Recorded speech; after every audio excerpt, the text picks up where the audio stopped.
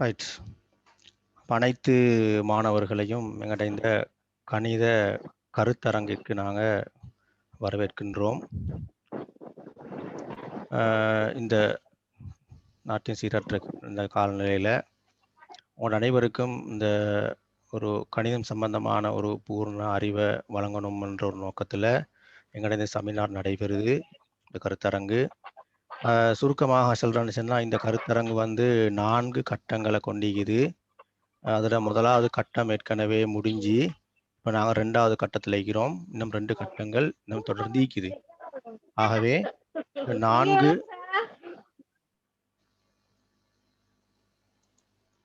Right. அப்போ இந்த 4 கட்டங்கள் நாங்கள் இப்போ 2வது கட்டத்தில் இருக்கிறோம். ஆகவே முதலாவது கட்டம் ஏற்கனவே இன்னும் பார்க்க இல்லைன்றவங்க நீங்கள் என்ன செய்யலும்னா எங்கள்ட அந்த யூடியூப் சேனல் இருக்குது. அதை நீங்கள் அதுக்கு போயிட்டு பார்க்க இயலும். நீங்கள் 2வது கட்டம் இது. இன்ஷா அல்லாஹ் 3வது கட்டம் 4வது கட்டம் தொடர்ந்து நடக்கும். அப்போ நீங்கள் முதலாவதாக எல்லாரும் எதிர்வரக்கூடிய அந்த பரீட்சையில் சிறந்த பெறுபேர் எடுக்கணும் என்று நாங்கள் அந்த இறைவன்ட்டு நாங்கள் அல்லாஹ் தாலாவிட்ட நாங்கள் பிரார்த்தித்தவனாக நான் என்னோட செமினாருக்கு போவோம்.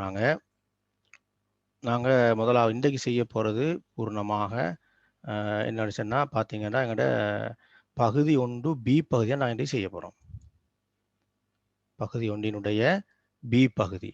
இப்போ நாங்கள் முதலாவது செமினாரில் நாங்கள் அந்த பகுதி 1 ஏ பகுதியை பற்றி நாங்கள் பூர்ணமாக நாங்கள் ஒரு தெளிவு எடுத்தோம். நாங்கள் அந்த பகுதி 1 ஏ பகுதியோட முடிஞ்சு ஏற்கனவே இப்போ நாங்கள் பி பகுதிக்குள்ளே இருக்கிறோம்.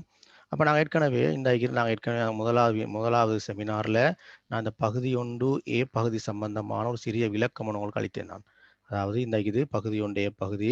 இந்த பகுதியை நாங்கள் அன்றைக்கு செஞ்சு முடிச்சிட்டோம். அதாவது எங்களோட கணிதம் அடிப்படையான 6 எண்ணக்கருக்களை கொண்டிருக்குது.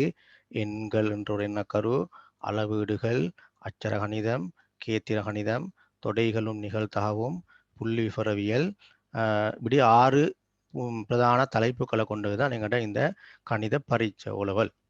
அதில் முதலாவது செமினாரில் நாங்கள் பார்த்தோம், இந்த பகுதி 1 ஏ பகுதியில் உள்ள 25 வினாக்களும் எந்தெந்த அலகுகள் எந்தெந்த எண்ணக்கருக்கள் எத்தனை வினாக்கள் வரும்னு இந்த விடயங்களில் நாங்கள் பூர்ணமாக பார்த்தோம்.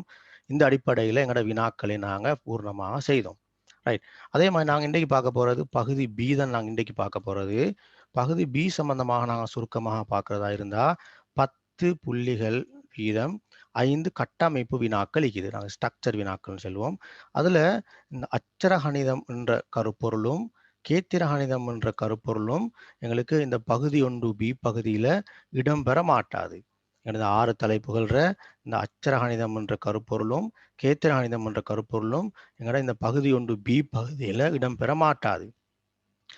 மீதமாக உள்ள 4 எண்ணக்கருக்களுக்குள்ளேயும் தான் எங்களோட பகுதி 1 பி பகுதி வரப்போகுதுன்றத ஒரு அடிப்படையான அறிவை நாங்கள் விளங்கிக் கொள்ள வேணும். ரைட். இப்போ அதை தொடர்ந்து நாங்கள் எங்களோட அடுத்த கட்டத்துக்கு போவோம். இப்போ நாங்கள் எங்களோட முதலாவது வினாவுக்கு போகிறோம். முதலாவது வினாவை பார்த்தீங்கன்னா 2020ஆம் ஆண்டின் கணித பாட கருத்தரங்கொன்றில் இடைவேளையின் போது அங்கிருந்த மாணவர்களிடம் பேசுகையில் 8/3 பகுதியினர் கணித பாடம் விரும்புவோர்களாக காணப்பட்டனர். இது பின்னங்கள். எங்களோட பகுதி 1 பி பகுதியில் பொதுவாக அநேகமாக எல்லா பேப்பர் எடுத்துக்கொண்டாலும் முதலாவது வினாவாக பின்னங்கள் வினா ஒன்று தான் பாரு. அந்த அடிப்படையில் இதுவும் பின்னங்கள் வினாவாக இருக்குது. இந்த பின்னங்கள் செய்கிறோம் நாங்கள் முதலாவது கேள்வி நல்லா தெளிவாக விளங்கிக் கொள்ளணும். ஆக பாருங்க, கணித கருத்தரங்கொண்டுள்ள 8/3 பகுதியினர் கணித பாடம் விரும்புகிறாங்களாம். 8/3 பகுதியினர் கணித பாடம் விரும்புகிறாங்கன்னு சொன்னால் இது தவிர மிச்சமாக உள்ள கொஞ்சம் பேர் வைக்கிறாங்க. 8/3 பேராக இருந்தால் மொத்தம் 8/8. அதில் 8/3 பேர் கணித பாடம் விரும்புகிறாங்க. மிச்சமாக உள்ள 8/5 பங்கினரும் வேற ஏதோ பாடங்கள் விரும்புகிறாங்க கீழே வரப்போகுது எங்களுக்கு. ரைட். திரும்ப பாருங்க, இந்த என்ஜிஓரில் இப்போ நாங்கள் ஏற்கனவே சொன்ன மாதிரி இதில் என்ஜிஓர் ஒன்றிக்குது. 8/3 எஞ்சது 8/5. அந்த என்ஜிஓரில் அப்போ என்ஜிஓரில் அல்லது என்ஜிஓரின் இந்த இல்லுங்கிறதும் இன்னுங்கிறதும் அதாவது இந்த பொட்மாஸ்ல வர அந்த இன் அதாவது பெருக்கல் அடையாளத்தை குறிக்குது. அப்ப என்ஜிஓரில் அப்படின்ற நேரம் என்ஜிஓரை நாங்கள் கண்டு இல்லுங்கிற நேரம் பெருக்கணும். பெருக்கினா இந்த பின்னம் 10/3 பின்னம் என்ஜிஓரில் என்று பெருக்கிப்படணும்.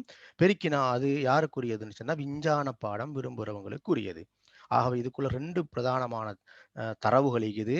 கணித பாடம் விரும்புகிறவர்கள் 8ல் 3ன்னு சொல்லி நேரடியாக இருக்குது. அதே மாதிரி விஞ்ஞான பாடம்ன்றது என்ஜிஓரில் 10ல் 3ன்னு சொல்லி ஒரு தரவுகளோடு மேலதிக தரவுகளோடு அது இருக்குது. ரைட். இப்ப நான் எங்கட வினாவுக்கு போவோம். முதல்ல ரோமன் இலக்கம் 1ன்ற வினாவுக்கு போவோம் நாங்க. விஞ்ஞான பாடத்தை விரும்புவோர் மொத்த மாணவர்களின் எண்ணிக்கையின் என்ன பின்னம். அப்ப நாங்க ஏற்கனவே சொல்லப்பட்ட அந்த செய்முறையை நாங்க செய்யணும். ஆகவே முதலாவது கணித பாடம் எங்கள்கிட்ட தரப்பட்டிக்குது. 8ல் 3 உண்டு தரப்பட்டிக்குது. ஆகவே நாங்க இப்ப விஞ்ஞான பாடம் காண போறோம். காண்றதுக்கு முந்தி இதுல மீதியை காணணும். 8ல் 3 கணித பாடமாக இருந்தா மீதி, அதாவது என்ஜிஓர்ன்றது மொத்தத்திலேருந்து கழிக்கணும். எப்பவுமே மொத்தம் வந்து இந்த அமைப்புல ஒரு 8ல் 8ன்ற அமைப்புல ஒரு பின்னமாக அமையும். அதாவது எங்கட இந்த வினா வந்து ஆரம்பத்துல பகுதி எண் 8ஐ கொண்டு ஆரம்பிக்கிறதால, நாங்க 8ல் 8ன்ற பின்னத்த நாங்க முழு பின்னமாக எடுத்துக்கிறோம். எங்கட வினா வந்து 8ல் ஆரம்பிக்காம வேற ஒரு 10ல் ஆரம்பிக்குமாக இருந்தா, நாங்க 10ல் 10ன்ற அந்த பின்னத்த நாங்க எடுத்து தான் முழு பின்னமாக எடுக்கணும்.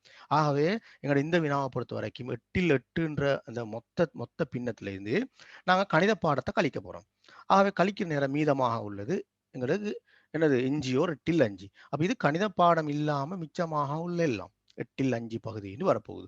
இதுல எங்களுக்கு தெரியும் இப்ப விஞ்ஞான பாடம்ன்றது இதுல 8ல் 5 இந்த 8ல் 5 இல்லடிக்குது. அந்த இல்ல நாங்க தரையாக போட்டுக்கொள்றோம்.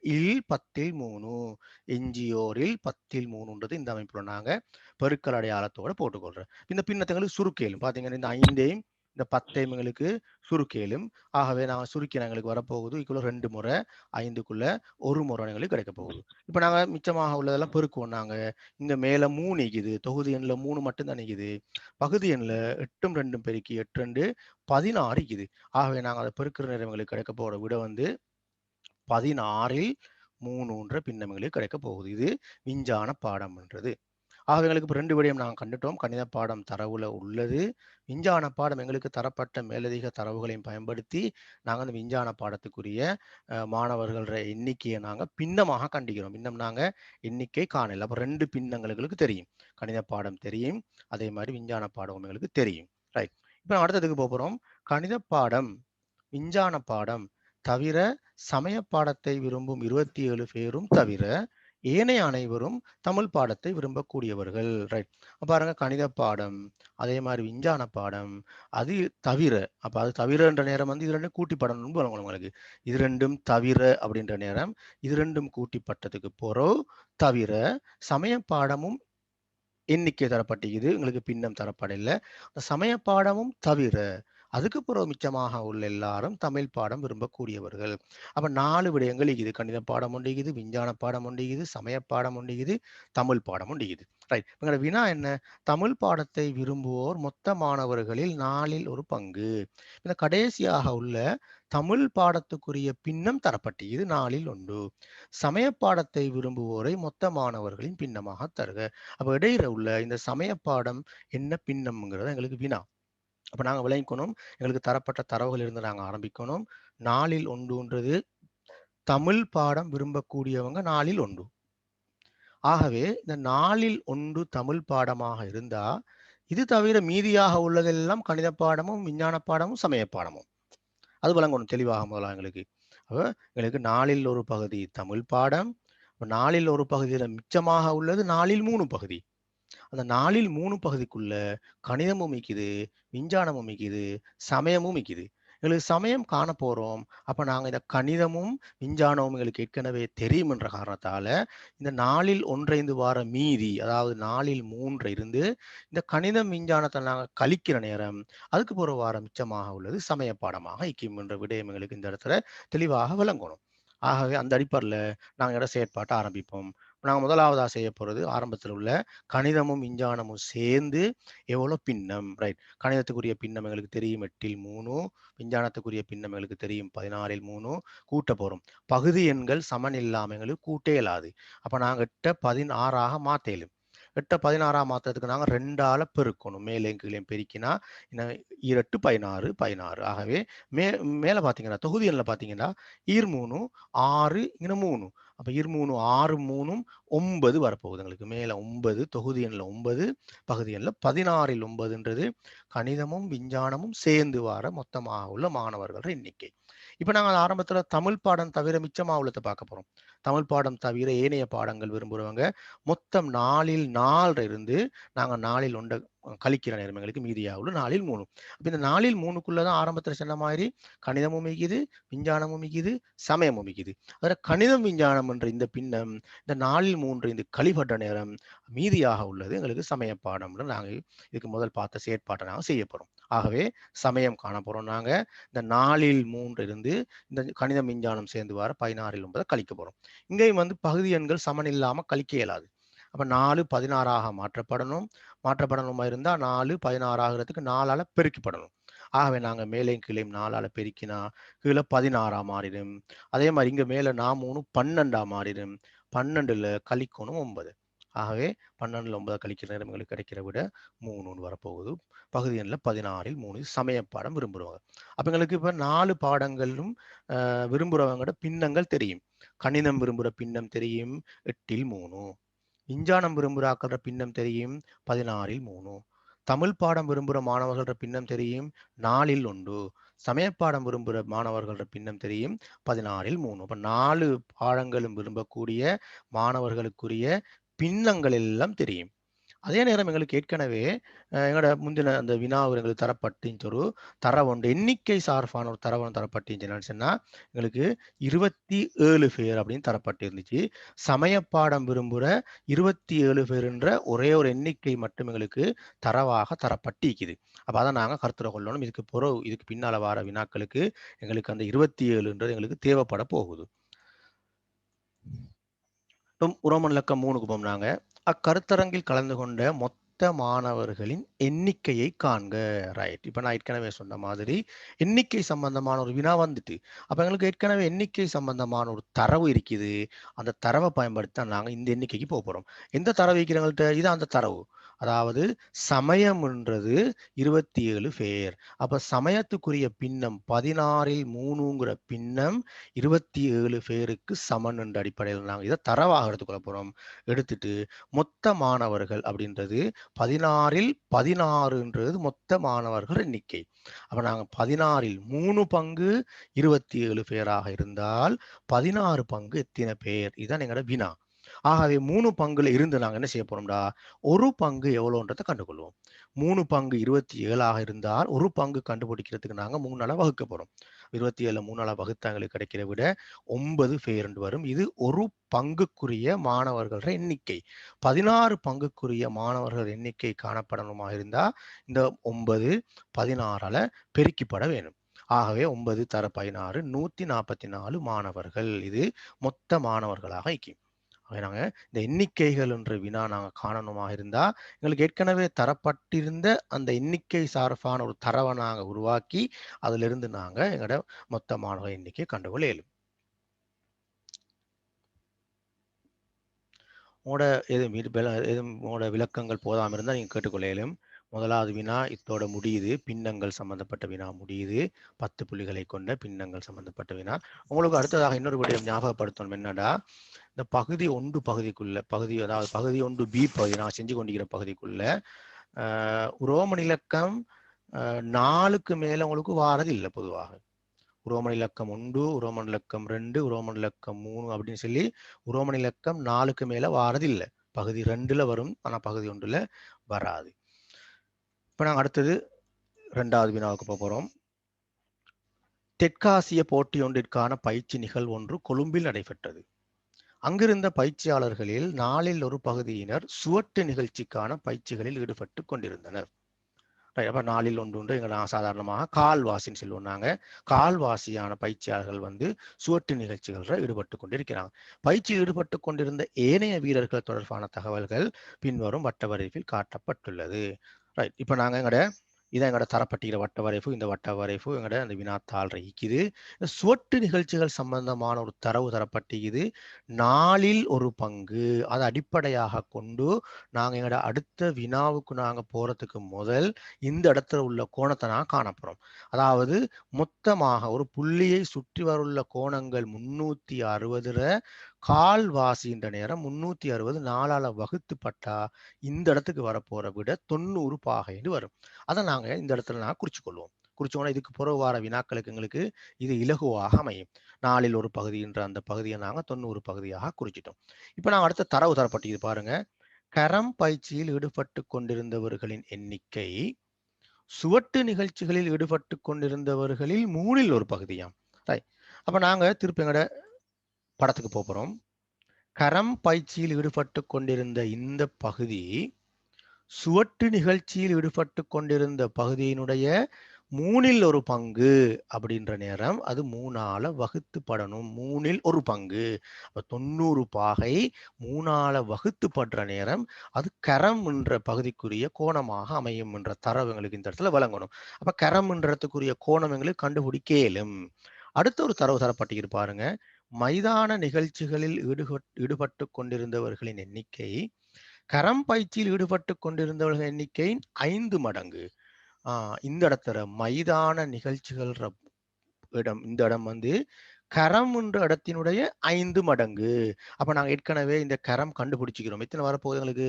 90 3ஆல வகுத்தா எங்களுக்கு இந்த இடத்துல 30 பாகைன்னு வரப்போகுது. அந்த 30 பாகையினுடைய 5 மடங்கு மைதான நிகழ்ச்சிகளுக்குரிய கோணமாக அமையும். சுவட்டு நிகழ்ச்சி எங்களுக்கு தெரியும். கரம் என்ற பெருமானம் நாங்கள் கண்டுபிடிச்சிக்கிறோம். நீச்சல் என்றது தரப்பட்டிக்குது. மைதானம் நாங்கள் கண்டுபிடிச்சிக்கிறோம். எங்களுக்கு செஸ்ன்றது மட்டும் தெரியாம மீதியாக காணப்பட போகுது. அதான் நாங்கள் இறுதியாக எப்படி காண போறோம்? மொத்தம் 360ல இருந்து நாங்கள் ஏற்கனவே கண்ட எல்லா கோணங்களும் கழிக்கப்பட்ட நேரம் மீதியாக உள்ளது செஸ்ஸாக அமையும். ஆகவே நாங்கள் இப்ப ஒவ்வொரு கோணங்களாக காணப்படும். எங்களோட முதலாவது வினாவை பார்த்தீங்கன்னா, ஒவ்வொரு விளையாட்டு பயிற்சிகளிலும் ஈடுபட்டு கொண்டிருந்த வீரர்களின் எண்ணிக்கைகளுக்கான ஆரைச்சிறை கோணங்களை வெவ்வேறாக காண்க. அப்ப நீங்க மனசால கண்டு படத்துல குறிச்சிருப்பீங்க. ஆனா இந்த இடத்துல நீங்க விடையாக எழுதணும். நீங்க படத்துல குறிச்சேன்னு சொல்லி உங்களுக்கு புள்ளிகள் அங்க போடப்படுறது இல்லை. அதனால கட்டாயம் இந்த இடத்துல எழுதப்படணும். எங்களுக்கு தெரிஞ்சது சுவட்டு நிகழ்ச்சி 90 பாகை ஒரு விடயம். இரண்டாவதாக நாங்கள் கரம் கண்டுபிடிக்க போறோம். 90 3ஆல வகுத்து நாங்கள் கண்ட 30 பாகை. மூணாவதாக நாங்கள் காண போறது வந்து மைதான நிகழ்ச்சி. இந்த கரம் பெருமானத்தினுடைய 5 மடங்கு, அதாவது 150 பாகை. இறுதியாக உள்ளதை நாங்கள் காணப்போறோம் செஸ்ன்றது 360ல இருந்து எங்களுக்கு ஏற்கனவே நாங்கள் கண்டுபிடிச்ச எல்லா கோணங்களும் 360ல இருந்து கழிபட போகுது. 75 90 30 150 எல்லாம் கூட்டி மொத்தம் 360ல இருந்து நாங்கள் கழிக்க போறோம். ஆக எங்களுக்கு கிடைக்க போற இதுல கூட்டுத்தொகை எல்லாம் வந்து 345. மீதியாக உள்ளது 15 பாகை செஸ்ஸுக்குரியது. ஆகவே நாங்கள் இப்போ எல்லா கோணங்களையும் கண்டுபிடிச்சிக்கிறோம். இந்த விடயங்கள் கட்டாயம் எழுதப்படணும். சுவட்டு நிகழ்ச்சி 90 பாகை, கரம்ன்றது 30 பாகை, மைதான நிகழ்ச்சிகள் 150 பாகை, செஸ் 15 பாகை. 4 விடைகள் இங்க கட்டாயம் இருக்கணும். 4 விடைகளும் இல்லைன்னு சொன்னா உங்களுக்கு அங்க புள்ளிகள் குறைக்கப்படும். படத்துல குறிச்சிக்கிறோம் தானே அப்படின்னு சொல்லி எங்களுக்கு இருக்க இயலாது. இங்க கட்டாயம் எழுதப்பட வேணும். ரோமன் இலக்கம் 2 என்ற வினாக்கு போம். நாங்க செஸ் விளையாட்டு பயிற்சியில் ஈடுபட்டிருந்தவர்களின் எண்ணிக்கை 5 பேராம். இப்ப நாங்க ஏற்கனவே அந்த பின்னங்கள் செஞ்ச அதே எண்ணக்கரு, அதாவது அங்க பின்னங்களை நாங்க பின்னம் எண்ணிக்கையை தொடர்புபடுத்தினோம். இங்க நாங்க என்ன செய்ய போறோம்? இந்த வட்ட வரைப்புக்குள்ள நாங்க கோணம் எண்ணிக்கையை நாங்க தொடர்புபடுத்த போறோம். செஸ் விளையாட்டு பயிற்சியில் ஈடுபட்டு கொண்டிருந்தவர்களின் எண்ணிக்கை 5 என்ற நேரம் செஸ்ன்ற இடத்துக்குரிய கோணம் 15 பாகை நாங்க ஏற்கனவே கண்டுபிடிச்சிக்கிறோம். அந்த 15 பாகை என்ற கோணம் 5 பேர் என்ற அந்த எண்ணிக்கைக்கு சமனாக காணப்படும். நாங்க ஒரு தரவை உருவாக்கிட்டு இதுல இருந்து பயிற்சியில் ஈடுபட்டு கொண்டிருந்த வீரர்களின் மொத்த எண்ணிக்கையை காண்க. மொத்தம்ன்றது 360 பாகை எவ்வளோ கண்டுபிடிக்க போறோம். அப்ப நாங்க என்ன செய்ய போறோம்டா, இந்த இடத்துல ஒரு தொடர் கொண்ட கண்டுபிடிக்க போறோம். கோணத்துல இருந்து எண்ணிக்கைக்கு என்ன தொடர்பிக்குது? அந்த தொடர்புன்றது எப்பவுமே வந்து பெருக்கப்படுற தொடர்பாக ஐக்கும் அல்லது வகுக்கப்பட்ட தொடர்பாக ஐக்கும்.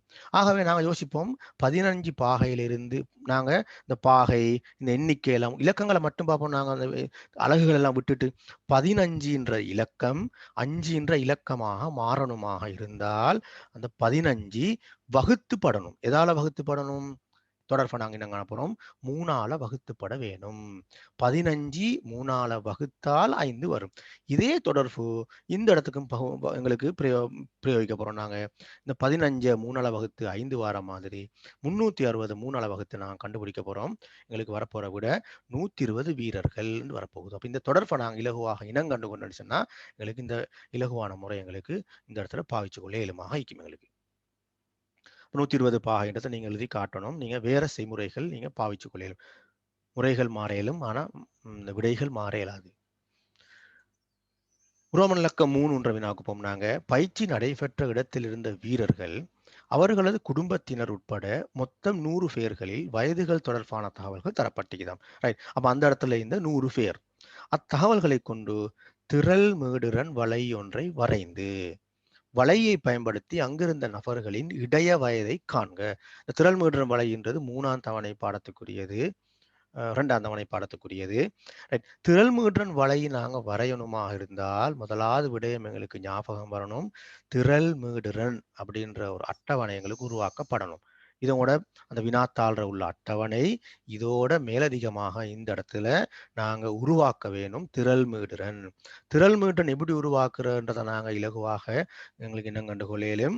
இந்த முதலாவதாக இதெல்லாம் மீடுரன் நபர்களின் எண்ணிக்கைன்றது இது மீடுரன் எங்கட பொதுவான ஒரு சொல். இதுக்கு மீடுரன். இந்த வயதுன்றதுக்கு நாங்க ஒரு பொதுவான சொல் பாவிச்சு கொள்ற வகுப்பாயிடை. இந்த மீடுரன்ற பெருமானத்திலிருந்து தான் திரள் மீடுரன் வரப்போகுது. எந்த அமைப்புல வரப்போகுது? முதலாவதாக உள்ள 5 என்ற மீடுரன் இந்த இடத்துக்கு அப்படி 5ஆகவே வந்து சேரும். திருப்ப அந்த 5ஓட எங்கட மீடுரன்ற 2வது நிரல்ற உள்ளது இந்த 5ஓட முதலாவது இந்த 5 அப்படி இங்க வந்துச்சு. முதலாவது வேலை பூர்ணமாகிட்டு திருப்ப அந்த 5ஓட அதுக்கு அடுத்ததாக உள்ள 10 5ஓட கூட்டப்பட்டு விடையாக வரப்போகுது. ஆகவே இங்க வந்து 10க்கு போய் கூட்டிப்பட்டு வார விட இந்த இடத்துக்கு வரப்போகுது. எங்களுக்கு அந்த இடத்துல கிடைக்க போற விட 5ம் 10ம் 15 எங்களுக்கு கிடைக்க போகுது. திருப்பி அதே செய்முறை தொடர்ச்சியாக போக போகுது எங்களுக்கு. திரும்ப 15ல இருந்து இந்த 15ஓட அதுக்கு அடுத்ததாக உள்ள இந்த 30ன்றது எங்களுக்கு 15ஓட கூட்டிப்பட்டு அதுல கூட்டுத்தொகை இங்க வரப்போகுது. எங்களுக்கு 15ஐயும் 30ஐயும் கூட்டினா எங்களுக்கு கிடைக்கிற விட இந்த இடத்துல 30ம் 15ம் 45 கிடைக்க போகுது. அதே செயற்பாடு 45ம் 25ம் கூட்டுப்பட்டா இந்த இடத்துல வரப்போகுது எங்களுக்கு 70. அதே செயற்பாடு 70ம் 20ம் கூட்டிப்பட்ட எங்களுக்கு 90. அதே மாதிரி 90ம் 10ம் கூட்டினா எங்களுக்கு கிடைக்க போற விட 100ன்ற விட கிடைக்கும். ஆக ஏற்கனவே சொல்லப்பட்டுச்சு எங்களுக்கு மொத்தமாக 100 பேர் சம்பந்தமான தரவுகள் இங்கே திரட்டப்பட்டிருக்கிறதாக கூறப்பட்டுச்சு. அந்த 100ன்ற விட எங்களுக்கு இறுதியான விடையாக எங்களுக்கு வந்திக்கும். இந்த அமைப்புல நாங்க திரள் மீடுரன் என்ற ஒரு அட்டவணையை நாங்க அதாவது ஏற்கனவே எங்களுக்கு தரப்பட்ட அந்த அட்டவணையில புதிய ஒரு நிரல் நாங்க உருவாக்கணும். உருவாக்கின பின்னர் என்ன செய்ய போறோம்டா நாங்க இந்த 2 தரவுகளையும் பயன்படுத்தி இப்ப நாங்க திரள் மீடுரன் வலைக்கு இந்த மீடுரன் என்ற இந்த நிரல் எங்களுக்கு திரள் மீடுரன் வலைக்கு எங்கேயுமே எங்களுக்கு பயன்பட மாட்டாது. வகுப்பாயிடை என்றது ஒரு அச்சிலையும் திரள் மீடுரன்றது இன்னொரு அச்சிலையும் எங்களுக்கு குறிக்கப்பட போகுது. குறிச்சங்களுக்கு இந்த திரள் மீடுரன் வலை வரையப்பட போறோம். ரைட். இதுல பாத்தீங்கன்னா 2 அச்சுகள் இருக்குது. இதுல கிடையாக உள்ள அச்சொண்டிக்குது, நிலைக்குத்தாக உள்ள அச்சொண்டிக்குது. கிடையாக உள்ள அச்சில எப்பொழுதுமே குறிக்கப்பட வேண்டியது வந்து வகுப்பாயிடை தான் குறிக்கப்படணும். 0த்துல தொடங்கி 10 திருப்பம் ஒரு 20 30 40 50 60 வரைக்கும் அப்படி போகுது. அப்ப நாங்க அதே மாதிரி 0த்துல தொடங்கி நாங்க என்ன செய்ய போறோம்னா 10 20 30 40 60 வரைக்கும் நாங்க பெருமானங்களை எக்ஸ் அச்சில நாங்க போட போறோம். ஆகவே நாங்க இந்த பெருமானத்தை அதாவது இந்த கிடை அச்சாக உள்ளதை நாங்க போட போறோம். 10 20 30 40 50 60 பெருமானங்கள் நாங்க அங்க உள்ள அதே மாதிரி போட்டுக்கொள்றோம். நிலைக்குத்தாக உள்ள அச்சில நாங்க மொத்தமாக இப்ப எங்களுக்கு திரள் மீடுன்ற 100 வரையும் இருக்குது. 100 வரைக்கும் போடணும். எங்களுடைய இந்த அச்சு பூரணமாக பயன்படுத்தப்படுமாறு இந்த பெருமானங்கள் போடப்பட வேண்டும். எங்களுக்கு விரும்புகிற மாதிரி உதாரணமாக எனக்கு ஒரு 50 100 போட்டு எங்களுக்கு சுருக்கமாக முடிக்க இயலாது. 20 40 60 80 100 அப்படியெல்லாம் போட இயலாது. பூரணமாக பயன்படுத்தப்படணும். அப்ப எங்களுக்கு இந்த இடைவெளி பார்த்தீங்கன்னா 1 2 3 4 5 6 7 8 9 10 இடைவெளிகள் இருக்குது. 100 பெருமானம் வரை மீக்குது. 10 இடைவெளியும் நாங்க 100க்கு சமனாக பிரிக்கிற நேரம் இந்த அமைப்புல 10 20 30 40 50 60 70 80 90 100 அடிப்படைக்கு நாங்க போட்டு பூரணமாக நாங்க இந்த அச்சை நாங்க பாவிக்கணும். இப்ப நாங்க ஒவ்வொரு பெருமானங்களாக குறிக்க போறோம். புள்ளிகளை ஒவ்வொன்றையும் குறிக்க போறோம். நாங்க ஆரம்பத்தில் உள்ள எங்கட அந்த அட்டவணைக்கு ஒரு நாங்க போயிட்டு வருவோம். 5 என்ற இடத்துல ஒரு புள்ளி குறிக்க போறோம். 5 15 45 70 90 100 1 2 3 4 5 6 புள்ளிகள் குறிக்க போறோம். அதாவது நாங்க 6 ஆள்கூறுகள் செல்லை மேலும் 6 புள்ளிகளை நான் குறிச்சு இணைக்க போறோம். முதலாவது உள்ள புள்ளி 5 நாங்க குறிக்க போற இடம் வகுப்பாய்டையினுடைய ஒரு வகுப்பாய்டு. இந்த முதலாவது வகுப்பாய்டு எடுத்துக்கொள்ளுங்க. 0ன்றது சிறிய பெருமானம், 10ன்றது பெரிய பெருமானம். சிறிய பெருமானத்துக்கு நாங்க வகுப்பாய்டையினுடைய கீழ் எல்லைன்னு சொல்றோம் நாங்க. பெரிய பெருமானத்துக்கு நாங்க சொல்றோம் வகுப்பாய்டையினுடைய மேல் எல்லைன்னு சொல்றோம். ஆகவே கீழ் எல்லை மேல் எல்லைன்ற அந்த தொடர்பு எல்லா வகுப்பாய்டுகளுக்கும் இருக்குது. இந்த 30 40ன்ற வகுப்பாய்டு எடுத்துக்கொண்டா கீழ் எல்லை ஒன்றிக்குது, மேல் எல்லை ஒன்றிக்குது. இந்த வகுப்பாய்டினுடைய மேல் எல்லைன்ற 10க்கு நேராக 5 என்ற புள்ளி குறிக்கப்படணும். வேற எங்கேயுமே குறிக்க இயலாது. கீழ் எல்லைக்கு நேராக குறித்தால் அது பிழை. அதே மாதிரி சிலவங்க என்ன செய்வீங்க, இந்த 10க்கும் 0க்கும் இடையில நடுப்பெருமானத்துக்கு குறிப்பீங்க. அதெல்லாம் பிழையான விட. சரியான மிக திருத்தமான விட எதுன்னு சொன்னா வகுப்பாய்டினுடைய மேல் எல்லைக்கு நேராக இந்த 5 என்ற பெருமானம் குறிக்கப்பட வேணும். ஆகவே நான் முதலாவதாக குறிக்க போற புள்ளி 10 என்ற வகுப்பாய்டைக்கு நேராக 5 என்ற ஆள்கூற குறிக்க போறோம். நான் உங்களுக்கு இலகுவா இனங்கண்டு கொள்றதுக்காக வேண்டி 5 என்ற இலக்கம் ஒன்றை போட்டு காட்டுகிறேன். நீங்க அந்த இலக்கம் போட வேண்டிய அவசியம் இல்லை. முதலாவது புள்ளி ஓகே. 2வது புள்ளி நாங்க குறிக்க போறது எங்களோட 2வதாக உள்ள ஆள்கூறு 15. 20 என்ற அந்த வகுப்பாய்டையின் மேலெல்லைக்கு நேராக 15 குறிச்சிக்கிறோம். 3வதாக நாங்க குறிக்க போறது 45. 30க்கு நேராக நாங்கள் 45 என்ற புள்ளியை குறிச்சிக்கிறோம். 4வதாக குறிக்க போறது 40க்கு நேராக 70. 5வதாக குறிக்க போறது 50க்கு நேராக 90. 60 அடுத்தது 60க்கு நேராக நான் குறிக்க போறது 100. இப்படி நாங்கள் இந்த அமைப்புல எல்லா புள்ளிகளையும் நாங்கள் தெளிவாக குறிக்கணும். உங்களோட எக்ஸாம்ல, அதாவது ஓலோவல் எக்ஸாம்ல உங்களுக்கு இந்த வடிவத்துல உள்ள ஒரு அச்சு உங்களுக்கு தரப்படாம இதை விட தெளிவான ஒரு அச்சு உங்களுக்கு தரப்படும். அதாவது இந்த ஒவ்வொரு பகுதிகளும் சிறிய சிறிய 10 பகுதிகளாக பிரிக்கப்பட்டீங்க. அதாவது ஒரு வரைபுத்தாளினுடைய ஒரு மாதிரி வடிவம் உங்களுக்கு தரப்பட்டீங்க. அப்ப அதுல உங்களுக்கு இலகுவாக இந்த 11, 12, 5, 15, 45 இதெல்லாம் உங்களுக்கு இலகுவாக இனங்கண்டு கொள்ளக்கூடிய மாதிரி ஒரு வரைவு, ஒரு அச்சொன்று தான் உங்களுக்கு எக்ஸாம் பேப்பர்ல தரப்படும். இந்த புள்ளிகள் எல்லாத்தையும் நாங்க என்ன செய்யணும், இப்ப நாங்க முறையாக இணைச்சு கொள்ளணும். நாங்க ரூலர் வைக்காம இணைக்கணும். அது பரவளையின்ற முறைக்கு வரப்போகுது. ரூலர் இல்லாம ஒரு எஸ் வடிவம் அமையக்கூடிய மாதிரி இந்த வளைவுகள் நாங்க எடுத்துக்கணும். எடுத்து இறுதியாக எங்களுடைய இந்த 5ன்ற இடத்துல நாங்க இந்த வளைவை நாங்க அப்படியே எடுத்துட்டு வந்து நாங்க முடிக்காம எங்களுடைய இந்த 0 இடத்தோட வளைவை நாங்க இணைச்சு கொள்ளணும். இந்த அமைப்புல எங்களோட வளை வரப்போகுது. இதை நீங்க ஒரு எஸ் வடிவமாக வரக்கூடிய மாதிரி அந்த வளைவுகளை நீங்க என்ன செய்யுங்க, கொஞ்சம் வளைச்சி அதுக்கேற்ற மாதிரி எடுத்துக்கொள்ளுங்க. ஒரு அழகான எஸ் வடிவம் மாதிரி இல்லாட்டியும் கிட்டத்தட்ட பார்வைக்கு ஒரு எஸ் வடிவம் மாதிரி இருக்கும்.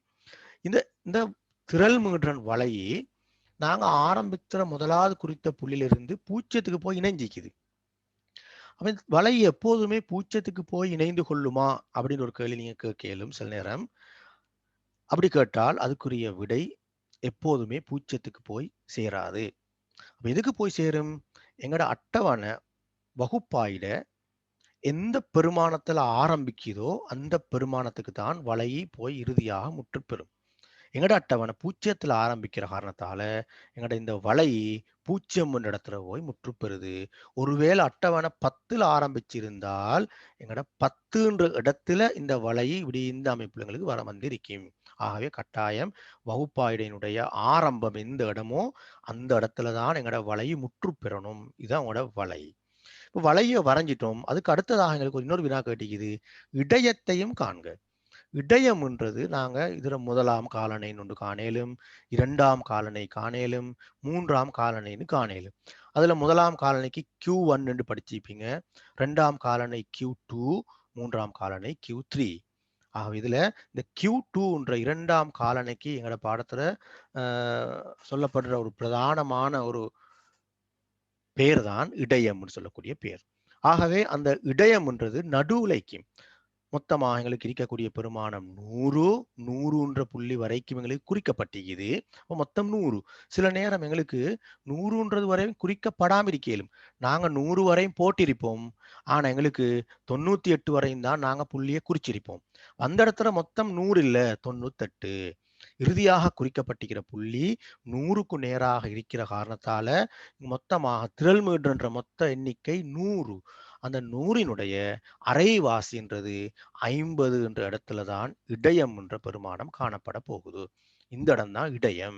அப்ப இந்த இடத்துல நாங்க 50க்கு நேராக நாங்க ஒரு நேர்கோடு அப்படியே நாங்க வரைஞ்சு கொண்டு போற நேரம் ஒரு ரூலரை பயன்படுத்தி அந்த நேர்கோடு எங்களோட வளைய எந்த இடத்துல சந்திக்குதோ அந்த இடத்துல இருந்து நாங்க எங்களோட இந்த கிடையாக உள்ள வகுப்பாயிடைன்ற நிரலை நோக்கி நாங்க நிலைக்குத்தாக ஒரு கோடு வரையணும். இந்த கோடு எந்த இடத்துல முடிவடையுதோ அதுதான் எங்கட இந்த இடையம் என்ற விடு. அப்ப நான் இலகுவா இனம் கண்டு கொள்றதுக்காக உங்களுக்கு மேலதிக வேலை ஒன்று செஞ்சு காட்ட போறேன்னு சொன்னா, ரைட், நான் ஆரம்பத்துல சொன்ன மாதிரி இந்த பகுதியை நான் 10 சிறிய பகுதிகளாக பிரிச்சு காட்டிக்கிறேன். இப்படி உங்களுக்கு எக்ஸாம் பேப்பர்ல பிரிச்சு தரப்பட்டிருக்கும். எங்களுக்கு இந்த இடத்துல பிரிக்கப்படல, பிரிச்சு காட்டி இதுல பாத்தீங்கன்னா இப்ப எங்களுக்கு இதுல 30ன்றது இந்த இடத்துல 30 இது பாருங்க, இந்த இடத்துல 30 இது, அதுக்கப்புறம் 31 இது, 32 இது, அதையும் தாண்டி 33க்கு சார்பாகத்தான் இது இருக்குது.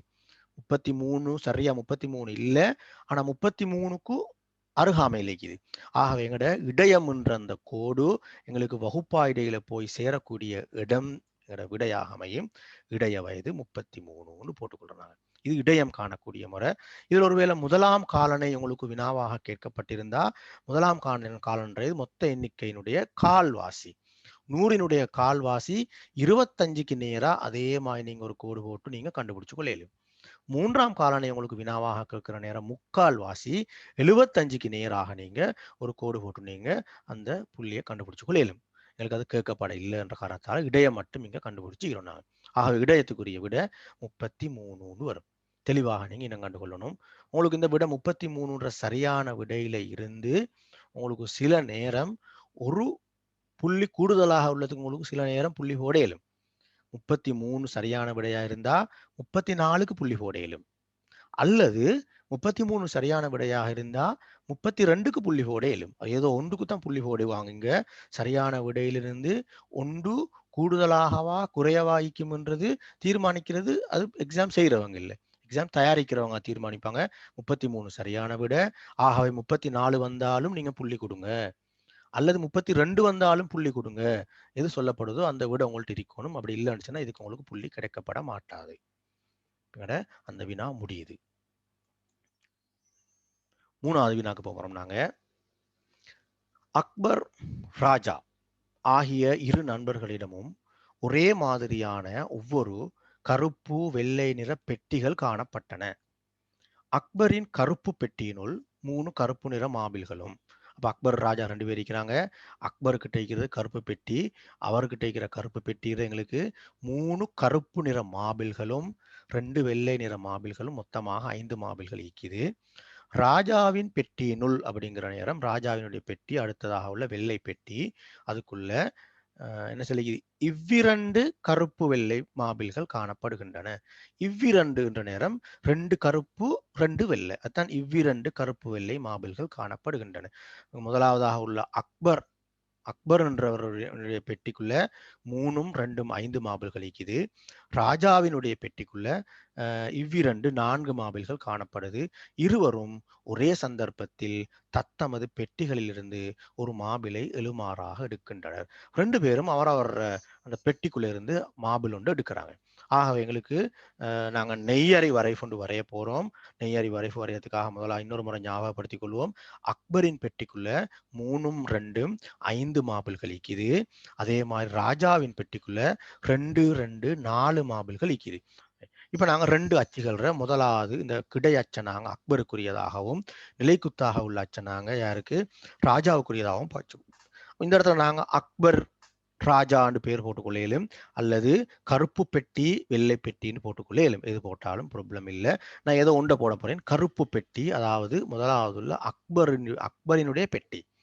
3 கருப்பு மாபிள்கள் இருக்குது. அந்த 3க்கும் B1 B2 B3ன்னு போட்டுக்கொள்றோம். Block 1 block 2 block 3.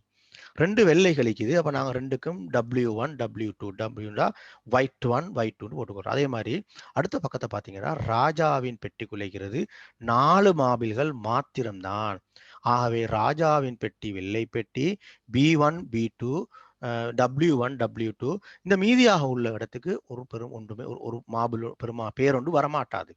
இந்த இடத்துக்கு நாங்கள் ஒன்றும் போடுறது இல்லை. அந்த இடம் எங்களுக்கு இந்த வெள்ளை பெட்டிக்கு தேவைப்படாத மேலதிகமாக வரையப்பட்டு தரப்பட்டிக்குது. தரப்பட்ட எல்லா இடமும் நாங்க குறிக்கிறது இல்லை. இவங்களுக்கு என்ன செய்ய போறோம், நாங்க இந்த ஒவ்வொரு குறிக்கப்பட்ட இடங்களுக்கும் நேராக உள்ள இந்த ஒவ்வொரு இடங்களுக்கும் நாங்க புல்லடிகள் போட்டுக்கொள்ள போறோம். இந்த புல்லடிகளை போடுறது தான் என்னது, நெய்யறி வரைபூன்னு சொல்லக்கூடிய இத்தன். மேல உள்ள கோட்டை எங்களுக்கு இந்த எந்த தரவும் குறிக்கப்பட இயலாது. இங்க முதலாவது மேல உள்ள இந்த கோட்டில் புல்லடிகள் போடப்பட இயலாது. அப்படி நீங்க போட்டு இருந்தீங்கன்னு சொன்னா அது முற்றாக பிழையான ஒரு விடையாக கருதப்படும்.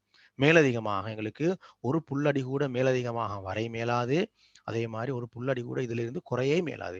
மொத்தமாக 20 புல்லடிகள் எங்களுக்கு கிடைக்கப்படுது. இதை குறிச்சு காட்டுறது தான் எங்களோட முதலாவது ரோமன் இலக்கம் 1 செல்லக்கூடிய வினா. இப்ப நாங்க 2வது வினாவுக்கு போறோம். ரோமன் இலக்கம் 2. அதே படம் தரப்பட்டிருக்கு திருப்பி உங்களுக்கு.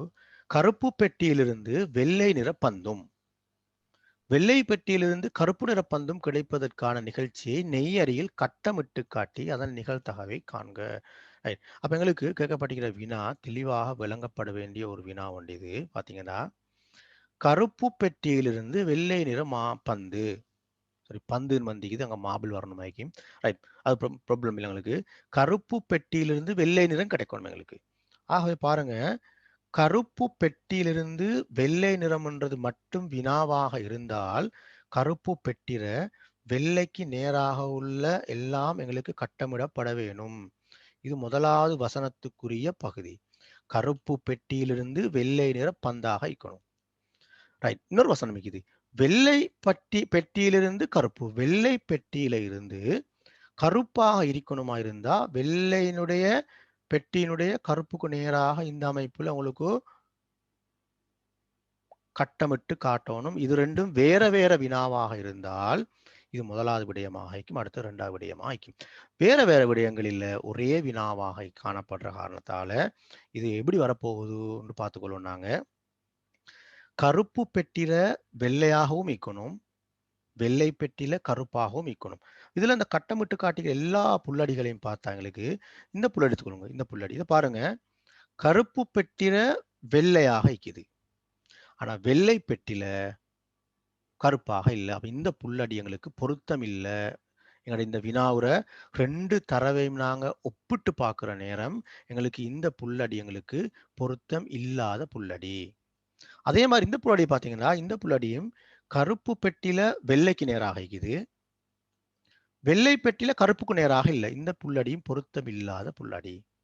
அதே மாதிரி இப்படி ஒவ்வொரு புல்லடியை பார்த்தா, இந்த புல்லடியை பார்த்தீங்க, இதுக்கும் பொருத்தம் இல்லாத புல்லடி, இதுக்கும் பொருத்தம் இல்லாத புல்லடி. அதே மாதிரி இந்த புல்லடிகள் எல்லாம் பொருத்தம் இல்லாத புல்லடிகளாக இருக்கும். ஏன்னா அந்த 2 நிபந்தனைகளும் பூர்த்தி செய்யப்பட வேணுமா இருந்தா நான் இந்த எல்லோ கலர்ல கோடு போடப்பட்டிருக்கிற புல்லடிகள் எல்லாம் 2 நிபந்தனைகளும் பூர்த்தி செய்யப்படவில்லை. ஏதோ ஒரு நிபந்தனை மட்டும் பூர்த்தி செய்யப்பட்டிருக்குது. ஒரு நிபந்தனை மட்டும் பூர்த்தி செய்யப்பட்டிருந்தால் அது போதாது. இந்த 4ஐயும் பார்த்தீங்கன்னா இதுல 2 நிபந்தனைகளும் பூர்த்தி செய்யப்பட்ட 4 புல்லடிகள் இருக்குது. ஆகவே இந்த 4 புல்லடிகளும் தான் எங்கட அந்த வினாவுக்கு பொருத்தமான இடமாக காணப்படும். அந்த இடத்தை தான் எங்களுக்கு கட்டமிட்டு காட்ட சொல்லிக்குது. இந்த அமைப்புல நீங்க ஒரு சதுரம் உண்டு அல்லது செவ்வகம் ஒன்று மாதிரி போட்டுக்கொள்ளையும், ஒரு வட்டம் ஒன்று மாதிரி உங்களுக்கு போட்டுக்கொள்ளையும், ஏதோ ஒரு மூடிய தல உருவம் எடுத்துக்கு வரணும். நீங்க இந்த 4 புல்லடிகளும் ஒரு கட்டத்துக்குள்ள வர மாதிரி நீங்க ஒரு கட்டமிட்டு காட்டணும். அதுக்கு உங்களுக்கு ஒரு புள்ளி காணப்படுது. கட்டமிட்டு காட்டி என்ற வசனம் வர இல்லாட்டி நீங்க இந்த கட்டமிட்டு போட வேண்டிய கட்டாயம் இல்லை. வந்திக்கிற காரணத்தால கட்டாயம் நாங்க இந்த கட்டமிட்டு காட்டிக்கணும். ரைட், அதன் நிகழ்தகவை காண்க. நிகழ்தகவுன்ற வினாவுக்குரிய விட எப்பொழுதுமே ஒரு பின்னமாக அமையும். அந்த பின்னத்துல தொகுதி எண் எப்போதுமே எங்க கட்டமிட்ட பகுதிக்குள்ள இருக்கிற இந்த புல்லடிகளோட எண்ணிக்கையாக ஐக்கும். 4 ஆக ஐக்கும். பகுதி எண்ணில் மொத்தமாக உள்ள புல்லடிகள் எண்ணிக்கையாக ஐக்கும். ஆகவே மொத்தம் 20 புல்லடிகள் இருக்குது. கட்டமிட்டு காட்டியதுக்குள்ள 4 புல்லடிகள் இருக்குது. ஆகவே இந்த வினாவுக்குரிய நிகழ்தகவுகளுக்கு கிடைக்க போகுது 20ல் 4. நீங்க அதை சுருக்கிக் கொள்ள இயலும். 20ல் 4 என்ற வினா விட இந்த அதன் நிகழ்தகவு, அதாவது கருப்பு பெட்டியிலிருந்து வெள்ளை நிற பந்து என்ற நிபந்தனையும் வெள்ளை பெட்டியிலிருந்து கருப்பு நிற பந்து என்ற நிபந்தனை 2 நிபந்தனைகளும் பூர்த்தி செய்யப்படக்கூடிய இடத்தை நான் கட்டமிட்டிக்கிறோம். அடுத்ததாக ஒரு சிறு தரவு தரப்பட்டு எங்களுக்கு இருவரும் ஒரே சந்தர்ப்பத்தில் மாபிள்களை எடுக்காமல், 2 பேரும் ஒரே அடியாக எடுக்க இல்லை, முதலில் அக்பர் வெள்ளை பெட்டியிலிருந்து ஒரு மாபிளை எழுமாறாக எடுத்து அதன் நிறத்தை குறித்த பின்னர் அம்மாபிளை கருப்பு பெட்டியினுள் இட்டு பின்னர் கருப்பு பெட்டியிலிருந்து ஒரு மாபிளை எழுமாறாக எடுத்து அதன் நிறத்தை குறித்த பின்னர் அதனை மீண்டும் வெள்ளை பெட்டியினுள் இடுகின்றான். இந்த இந்த நான் இப்ப ஏற்கனவே செஞ்சு முடிச்ச அந்த நிகழ்தகவுன்ற பகுதி வந்து பாத்தீங்கன்னு சொன்னா அது 10ஆம் ஆண்டுக்குரிய பகுதி. இப்ப நாங்க செய்ய போற பகுதி 11ஆம் ஆண்டுக்குரிய பகுதி. ரெண்டும் இணைந்ததான ஒரு வினாதான் இது. 11ஆம் ஆண்டு நான் நினைக்கிறேன் இதுல அநேகமானவங்க இதுல 3ஆம் தவணையினுடைய நிகழ்தகவு பாடம் இன்னும் படிக்க இல்லைன்னு சொல்லி அதனால நான் ஒரு மேலதிகமான விளக்கம் இதுக்கு தரலாம்னு இருக்கிறேன். இப்போ தெளிவாக பார்த்துக்கொள்ளுங்க. இதுல நான் சிறிய படம் ஒன்று வரைய போறேன். இப்ப இருவரும் ஒரே சந்தர்ப்பத்தில் மாபிள்களை எடுக்காமல் முதலில் அக்பர் எடுக்கிறாரு. ஒரு 2 பெட்டிகள் எங்கள்கிட்ட காணப்படுது. நாங்கள் சிறியதாக ஒரு படம் ஒன்று வரைஞ்சு கொள்வோம். எங்களுக்கு இலகுவாக இனம் கண்டு கொள்றதுக்காக வேண்டி ஒரு படம் வரைஞ்சு கொள்வோம். இந்த படம் நாங்கள் போட்டுக்கொள்வோம். அக்பர், அக்பரினுடைய பெட்டி எங்களுக்கு தெரியும். கருப்பு பெட்டி தான் அக்பரினுடைய பெட்டி. ரைட், போட்டுக்கொள்வோம். ரைட், இன்னொரு பெட்டி எங்களுக்கு வரப்போகுது. இப்ப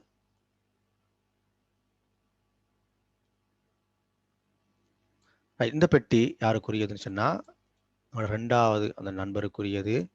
அதாவது ராஜாவினுடைய பெட்டி.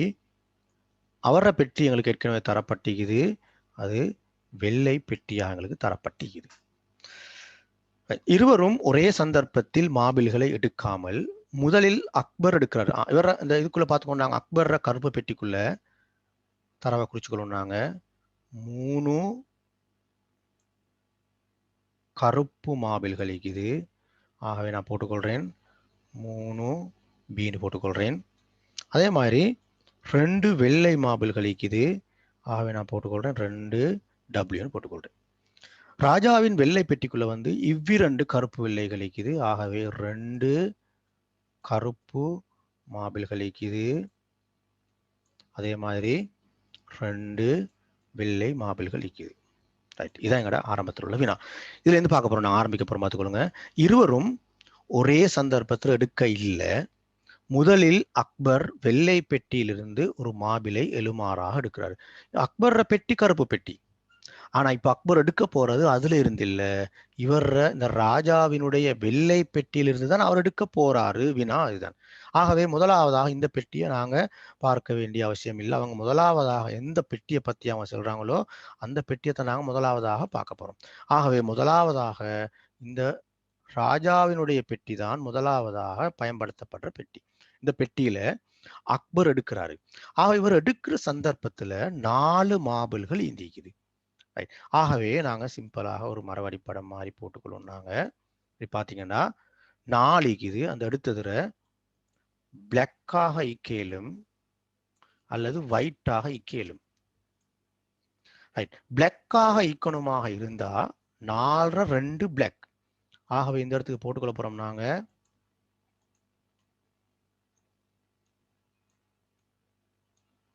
4 2 பிளாக்காக ஐக்கும். இந்த இடத்துல அதே மாதிரி 4 2 ஒயிட்டாக ஐக்கும். ரைட், இது அக்பர் முதலாவதாக எடுக்கிற நேரம் உள்ளது. இப்ப எங்கட வினாவுற அடுத்த 2வது தரவுக்கு போறோம். நாங்க பார்த்துக்கொள்ளுங்க. முதலில் அக்பர் வெள்ளை பெட்டியிலிருந்து ஒரு மாபிளை எழுமாறாக எடுத்துன்ற விடயம் வரை சரி. அதன் நிறத்தை குறிக்கிறாரு. ஓகே. பின்னர் அம்மாபிளை கருப்பு பெட்டியினுள் இட்டு இங்க எடுத்த மாபிளை அவரு கருப்பு பெட்டிக்குள்ள போடுறாரு. போடுற நேரம் இங்க எடுக்கப்பட்டது கருப்பாக இருந்தால் கருப்புல ஒன்று சேரும். மொத்தமாக 6ஆக மாறி கருப்புல ஒன்று கூடிடும். அல்லது எடுக்கப்பட்டது வெள்ளையாக இருந்தால் வெள்ளையில ஒன்று கூடிடும், ஒன்று அதிகரிச்சிடும். மொத்தம் 6ல 5ல இங்க இருந்து ஒன்று அங்க போடப்படுது. இந்த பெட்டியிலேருந்து ஒன்று அந்த பெட்டிக்கு போடப்படுகின்ற நேரம் 5ஆக உள்ளது 6ஆக மாறும். அந்த 6ஆக மாறுறது இங்க எடுக்கிறது எதை அப்படின்றத பொறுத்து இருக்குது. கருப்பாக இருந்தால் அந்த கூடப்படுற 6வது உள்ளது கருப்பாக காணப்படும். வெள்ளையாக இருந்தால் கூடப்படுறது வெள்ளையாக காணப்படும்.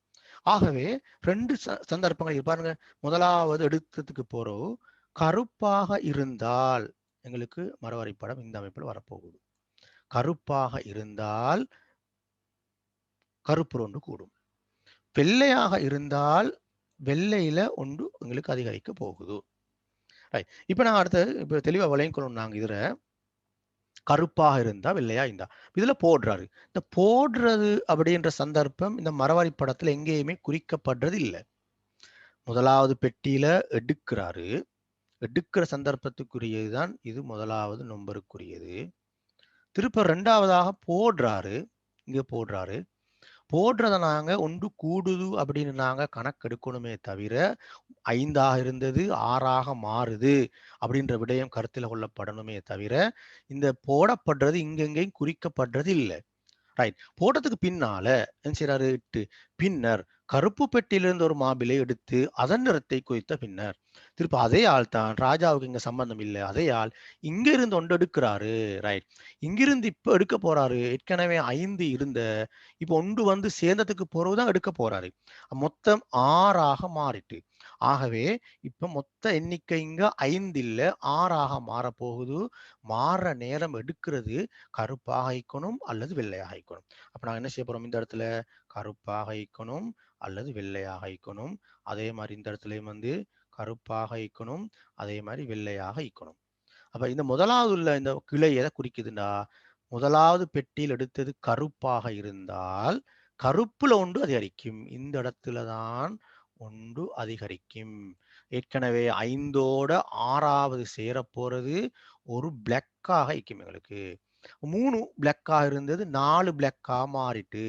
ஆனா இந்த 2 மாத்தம் இல்லை. இது எப்ப இது கருப்பு எடுக்கப்பட்டிருந்தால் இந்த ஒயிட் கூடாது. ஆகவே ஒன்று கூடுது. மொத்தம் 6ல 4 பிளாக்காகவும் 2 ஒயிட்டாகவும் மாறுது. அப்ப கருப்பு தாண்டி வார இடத்துல இந்த இடத்துல கருப்பாக ஐக்கோணுமா இருந்தா மொத்தம் 6ல 4. இந்த இடத்துக்கு வரப்போற பின்னம் வந்து 6ல் 4 இந்த இடத்துக்கு வரப்போகுது.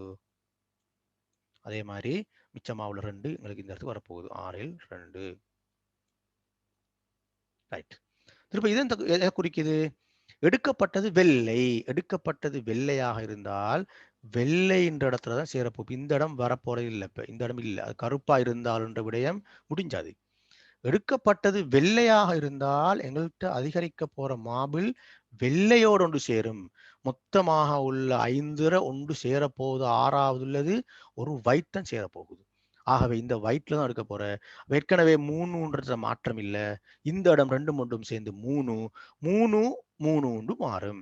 ஆகவே இந்த இடத்துல வந்து 6ல் 3 பிளாக்காக ஐக்கியலும், அதே மாதிரி 6ல் 3 ஒயிட்டாக ஐக்கியலும். இது உங்களுக்கு கூடுதலான விளங்கப்படுத்திக்கிற காரணம் என்னன்னு சொன்னா, இந்த படம் ஒரு சில நேரம் நீங்க இன்னும் படிக்காம இருக்கையிலும் அதனாலதான் இதை உங்களுக்கு குறிச்சு காட்டிக்குது. ரைட். இப்ப நான் அந்த படம் அப்படியே இருக்கட்டும். இப்ப நாங்கள் அடுத்தடுத்த வினாக்களுக்கு போவோம். உங்களுக்கு அன்னைக்கு இந்த படம் டிஸ்டர்பாக அமையாது. இத்தரவுகளை பயன்படுத்தி அக்பருக்கு ஒவ்வொரு தடவையும் கிடைத்திருக்கும் மாபிள்களுக்கான மாதிரி வெளியே தரப்பட்டுள்ள மரவரி படத்தில் குறித்து காட்டுக. சரி. இப்ப நாங்க மாபிள்களை குறிச்சு காட்ட போறோம். நாளைக்கு நீங்க எல்லாரும் குறிச்சிப்பீங்களா? இப்ப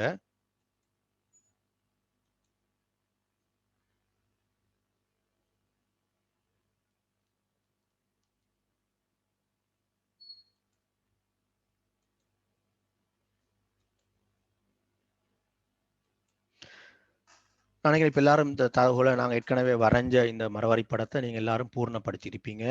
நீங்க நான் செய்யறதுக்கு முதல் நீங்க ஏதோ ஒரு முறையில படிச்சு அல்லது நீங்க புத்தகத்தை பார்த்து செஞ்சிருந்தா உண்மையிலே அது மிச்சமோல பாராட்டத்தக்க ஒரு விடயம் அது. நாங்க ஏற்கனவே குறிச்ச நிகழ்தகவல் அதை நாங்கள் போட்டுக்கொள்வோம். 4ல் 2 4ல் 2 நாங்கள் ஏற்கனவே குறிச்ச மாதிரி இருக்குது. திருப்பி இந்த இடத்துல 6ல் 4 6ல் 2 நீக்குது. அதே மாதிரி இந்த இடம் வந்து 6ல் 3 6ல் 3 அடிப்படையில் உங்களுக்கு இந்த மரவரி படம் மிகுதி தான் மரவரி படத்தை குறிக்க வேண்டியது. அதை குறிச்சதுக்கு பின்னால் நாங்க இன்னொரு வேலை செஞ்சுக்கணும். எங்களுக்கு அடுத்தடுத்த வினாக்களுக்கு போறதுக்கு இந்த வேலைகளுக்கு இலகுவாக ஆகிக்கும். என்னன்னு சொன்னா இந்த 4 இடங்களுக்கு உரிய 4 பேர்களை போட்டுக்கணும். மரவரி படத்துல இந்த 4 தொங்கல்களும் தான் இதுக்கு பிறகு வார வினாக்களுக்குரிய விடைகளாக அமையக்கூடிய இடங்கள். இதுல முதலாவது உள்ள இடம் ரைட். எங்களோட வினாவுரை நாங்க இன்னொரு சின்ன விஷயம் நாங்க ஒரு வசனத்தை நாங்க விட்டுட்டு வந்துட்டோம். நாங்க ஞாபகப்படுத்திட்டு வந்துடுவோம். என்னன்னு சொன்னா எங்களுக்கு முதலில் அக்பர் வெள்ளை பெட்டியிலிருந்து ஒரு மாபிளை எழுமாறாக எடுத்து அதன் நிறத்தை குறித்த பின்னர் அம்மாபிளை கருப்பு பெட்டியினுள் இட்டு பின்னர் கருப்பு பெட்டியிலிருந்து ஒரு மாபிளை எழுமாறாக எடுத்து அதன் நிறத்தை குறித்த பின்னர் அதனை மீண்டும் வெள்ளை பெட்டியில் இட்டு இடிக்குது. ஆக இறுதியாக எங்களுக்கு திருப்பி முறை வெள்ளை பெட்டிக்குள்ள இட்டதாக எங்களுக்கு சொல்லப்பட்டிருக்குது. அப்ப இதுல இருந்து ஒன்றை எடுத்து வெள்ளை பெட்டியிலேருந்து ஒன்று எடுத்து கருப்பு பெட்டிக்குள்ள போட்டதுக்கு பின்னால கருப்பு பெட்டியிலேருந்து ஒன்று வெள்ளை பெட்டிக்குள்ளேயும் போடுபடுது. போட்டதுக்கு பின்னால இதுல இருந்து இன்னொரு முறை எடுக்க இல்லை. அதனால இதுல இருந்து எதை போடுறாங்க, கருப்பை போடுறாங்களா வெள்ளையை போடுறாங்களான்ற விடயம் எங்களுக்கு இந்த இடத்துல அவசியம் இல்லாத ஒரு விடயம். அதாவது உங்களுக்கு மரவரி படம் வந்து 2 கிளைகளை தாண்டி 3வதாக ஒரு கிளை ஒன்று எங்களுக்கு சிலபஸ்ல இல்லை. இந்த இடம் 3வது கிளை ஒன்று வருமா இருந்தா நாங்க இதை கருத்துல கொள்ளணும். ஆகவே முதலாவதாக எடுக்கிறது, பிறகு நாங்க போடுறத கருத்துல கொள்றது இல்லை, எங்கேயும் குறிக்கிறது இல்லை, ஆனா கருத்துல கொள்ளணும். திரும்ப 2ஆம் தடவை எடுக்கிறாரு, அதை கருத்துல கொள்ளணும். அங்கிருந்து மறுவா போடுறதை நாங்க கருத்துல கொள்ள வேண்டிய எந்த அவசியமும் இல்லை. உங்களுடைய வினாக்கள் இருந்தால் நீங்க உங்களோட ஆடியோவை ஆன் பண்ணி நீங்க கேட்கலும். ரைட். இப்ப நான் ஆரம்பத்தில் சொன்ன மாதிரி 4 இடங்கள் இருக்குது. இதுல முதலாவது உள்ள இடம் எதை குறிக்குதுன்னு சொன்னா, முதலாம் தடவை 2ஆம் தடவை. எங்களுக்கு இந்த படத்துல எப்பவுமே முதலாம் தடவை 2ஆம் தடவை என்ற அடிப்படையில தான் இந்த படம் ஈக்குது. அதாவது முதலாம் தடவை 2ஆம் தடவை, இது முதலாம் தடவை 2ஆம் தடவை, முதலாம் தடவை 2ஆம் தடவை, முதலாம் தடவை 2ஆம் தடவை, எல்லாம் இப்படித்தான் இருக்குது. இந்த இடம் எதை குறிக்குது? 2 தடவைகளும் எடுத்தது கருப்பு. இது எதை குறிக்குதுன்னு சொன்னா, முதலாம் தடவை எடுத்தது கருப்பு, 2ஆம் தடவை எடுத்தது வெள்ளை. இந்த இடம் சொல்லுது முதலாம் தடவை எடுத்தது வெள்ளை, 2ஆம் தடவை எடுத்தது கருப்பு. இது சொல்லுது 2 தடவைகளும் எடுத்தது வெள்ளைன்னு தெளிவாக இனம் கண்டு கொள்ளணும். இப்ப நாங்க வினாவுக்கு போனாங்க. மரவரி படத்தை பயன்படுத்தி அக்பருக்கு 2ஆம் தடவை கருப்பு நிற மாபிள் கிடைப்பதற்கான நிகழ்தகவை காண்கிறாய். 2ஆம் தடவை கருப்பு நிற மாபிள் கிடைக்கணும். முதலாம் தடவையை பத்தி எந்த விதமான கேள்வியும் கேட்கல. 2ஆம் தடவை கருப்பு நிறமாக இருக்கணும். ஆகவே நாங்கள் ஏற்கனவே குறிச்ச அமைப்புல 2ஆம் தடவை கருப்பாக உள்ள இடம் எதுன்னு நாங்கள் இனம் காண போறோம். அப்ப 2வது இடம் கருப்பாக இருக்குது, இந்த இடம் பொருத்தம். 2ஆம் தடவை வெள்ளையாக இருக்குது, இந்த இடம் பொருத்தம் இல்லை. 2ஆம் தடவை கருப்பு, இந்த இடம் பொருத்தம். 2ஆம் தடவை கருப்பு, இந்த இடம் பொருத்தம் இல்லை. இந்த இடம் பொருத்தம் இல்லை, இந்த இடமும் பொருத்தம் இல்லை. 2 இடங்கள் பொருத்தமாக இருக்குது, 2 இடங்கள் பொருத்தம் இல்லாம இருக்குது. பொருத்தமாக உள்ள இடத்துல நிகழ்தகவை கண்டுபிடிக்க போறோம். இன்னமொரு இடமும் பொருத்தமாக நிகழ்தகவை கண்டுபிடிக்க போறோம். இந்த இடத்துல நிகழ்தகவை எப்படி கண்டுபிடிக்கிறோன்னு சொன்னா, இந்த விடை வரக்கூடிய அந்த ஆரம்ப புள்ளியிலிருந்து எங்கட மரவாரி படத்துல ஆரம்ப புள்ளியில இருந்து இந்த விடையை நோக்கி நாங்க அப்படி போறதாக நாங்க அப்படி கருதுவோம். இந்த இடத்துல இருந்து விடையை நோக்கி நாங்க போறதாக இருந்தா இந்த வழிமுறையினூடாக போகணும். ஆகவே அந்த வழிமுறையினூடாக எங்களுக்கு 4ல் 2ன்ற பின்னத்தை தாண்டி 6ல் 4ன்ற பின்னத்தையும் தாண்டித்தான் இந்த வழிமுறை எங்களுக்கு கிடைக்குது. ஆகவே இந்த இடத்துல உள்ள நிகழ்தகவு எங்களுக்கு காணப்படணுமாக இருந்தால் இந்த 2 பின்னங்களும் பெருக்கப்பட்டா இந்த இடத்துல உள்ள நிகழ்தகவுகளுக்கு கிடைக்கும். அதே மாதிரி அடுத்து 2வதாக குறிக்கப்பட்டிருக்கிற இடத்துல நிகழ்தகவு நாங்கள் காணணுமாக இருந்தால் அதுல நிகழ்தகவு நாங்கள் காண போறோம். அதே மாதிரி ஆரம்பத்துல இருந்து அந்த இடத்தை நோக்கி நாங்க போறோம். இப்படி போறோம். நாங்க போற நேரம் இந்த வழிமுறையினூடாக போகுது. அந்த வழிமுறையில உள்ள பின்னங்களை பார்த்தா 4ல் 2ன்ற பின்னமும் 6ல் 3ன்ற பின்னத்தையும் தாண்டி இந்த இடம் வருது. அந்த 2 பின்னங்களையும் பெருக்கினா எங்களுக்கு இந்த 2வது நிகழ்தகவு எங்களுக்கு கிடைக்க போகுது. ஏன் பெருக்கிறோம் என்ற கேள்வி நீங்க கேளும். இதெல்லாம் சாரா நிகழ்ச்சிகளுக்குரியது. ஆகவே சாரா நிகழ்ச்சிகளைத்தான் நாங்கள் பெருக்கிறோம். அப்ப இந்த அமைப்புல நாங்க எங்கட இந்த தெளிவாக விளையக்கணும். பெருக்கணும் என்ற விடயம் எங்களுக்கு ஞாபகம் இருக்கணும். பெருக்கணும் என்ற விடயம் ஞாபகம் இருந்தால்தான் எங்களுக்கு இந்த வினாவங்களுக்கு செய்ய இயலும். நீங்க என்ன செய்யலும், இதுவரைக்கும் படிக்க இல்லைன்றவங்க, இந்த பாடம் இதுவரைக்கும் நீங்க படிக்க இல்லைன்றவங்க என்ன செய்யுங்கடா, இந்த வீடியோவை நீங்க பார்த்ததுக்கு பின்னால உங்களோட புத்தகத்தை ஒரு முறை நீங்க எடுத்து பாருங்க. அதுல நீங்க உதாரணங்கள் காட்டிக்குது புத்தகத்துல. அந்த உதாரணங்கள் நீங்க பார்த்தீங்கன்னு சொன்னா உங்களுக்கு தெளிவாக விளங்கும். உங்களுக்கு உதாரணங்கள தெளிவாக போடப்பட்டிருக்குது இந்த அமைப்புல குறிக்குதுன்னு சொல்லி. ரைட். அப்ப நாங்க பார்த்துக்கொள்வோம். எங்களுக்கு இதான் வினா. அப்போ நாங்கள் பின்ற இடமும் WBன்ற இடமும் கூட்டிப்பட போகுது. BB ஏற்கனவே நாங்கள் சொன்ன மாதிரி இது ரெண்டும் பெருக்கிப்பட போகுது. 4 2 6 4. அதே மாதிரி WB வந்து அதே மாதிரி பெருக்கிப்பட போகுது. இப்போ நாங்கள் இதுக்குள்ள நாங்கள் சுருக்கி கொள்ள மேலும், ஆனால் சுருக்காமல் நாங்கள் பெருக்க போகிறோம். சுருக்கினா எங்களுக்கு கடைசியாக இறுதியான விடைய காரணத்துக்கு திருப்பியும் போமாசி காண வேண்டி வரும். அதனால் நாங்கள் சுருக்காம 4 8 6 24. ஆகவே 24 8 பின்னம் கண்டுபிடிக்க போகிறோம். 24 6 கண்டுபிடிக்க போகிறோம். ஆகவே பகுதி எண்கள் சமனாய்க்கிறதால தொகுதி எண்களை கூட்ட போகிறோம். 24 14. இந்த பின்னத்தை நீங்கள் இன்னும் எளிய பின்னமாக மாற்றினால் 24 14 சுருக்கினா 12 7 கிடைக்க போகுது. இதுதான் உங்களுக்கு கிடைக்க போகிற விடையாக காணப்படும்.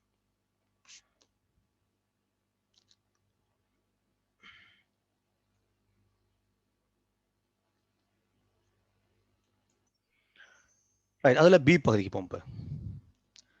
முதலாம் தடவையா இரண்டாம் தடவையா கருப்பு நிறமாவில் கிடைப்பதற்கான வாய்ப்புகள் அதிகமாக உள்ளன. முதலாம் தடவை கருப்பு நிறமாவில் கிடைக்கிறதுக்குரிய நிகழ்தகவு எங்களுக்கு ஏற்கனவே தெரியும். 4 2 தெரியும்.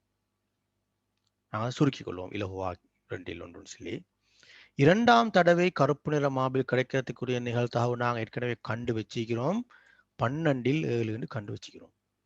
இந்த ரெண்டும் தொடர்பான கேள்வி, எதுக்கு வாய்ப்பு அதிகம் என்ற கேள்வி வினா வார நேரம் 2 பின்னங்களையும் பெரிய பின்னம் எந்த பின்னம் அந்த பின்னத்துக்குரியதுதான் வாய்ப்பு அதிகமானது. 2 1 12 7 விட பெரிசாக இருந்தால் முதலாம் தடவைக்கு வாய்ப்பு அதிகம். அல்லது 12 7 2 1 விட பெரிசாக இருந்தால் இரண்டாம் தடவைக்கு வாய்ப்பு அதிகம். ஆகவே நாங்கள் பார்ப்போம். இதுல பாத்தீங்கன்னா 12 7 நான் சும்மா யோசிச்சா 12 6 வந்திருந்தால் 12 6 வந்திருந்தால் 12 6ன்றது அரைவாசி. அப்போ 7 வந்திக்குது. அப்ப அரைவாசியை விட இது பெருசு. பின்னங்கள்ற 12 6 விட 12 7 பெருசு. அப்ப அரைவாசியை விட 12 7 பெரிய பின்னம்.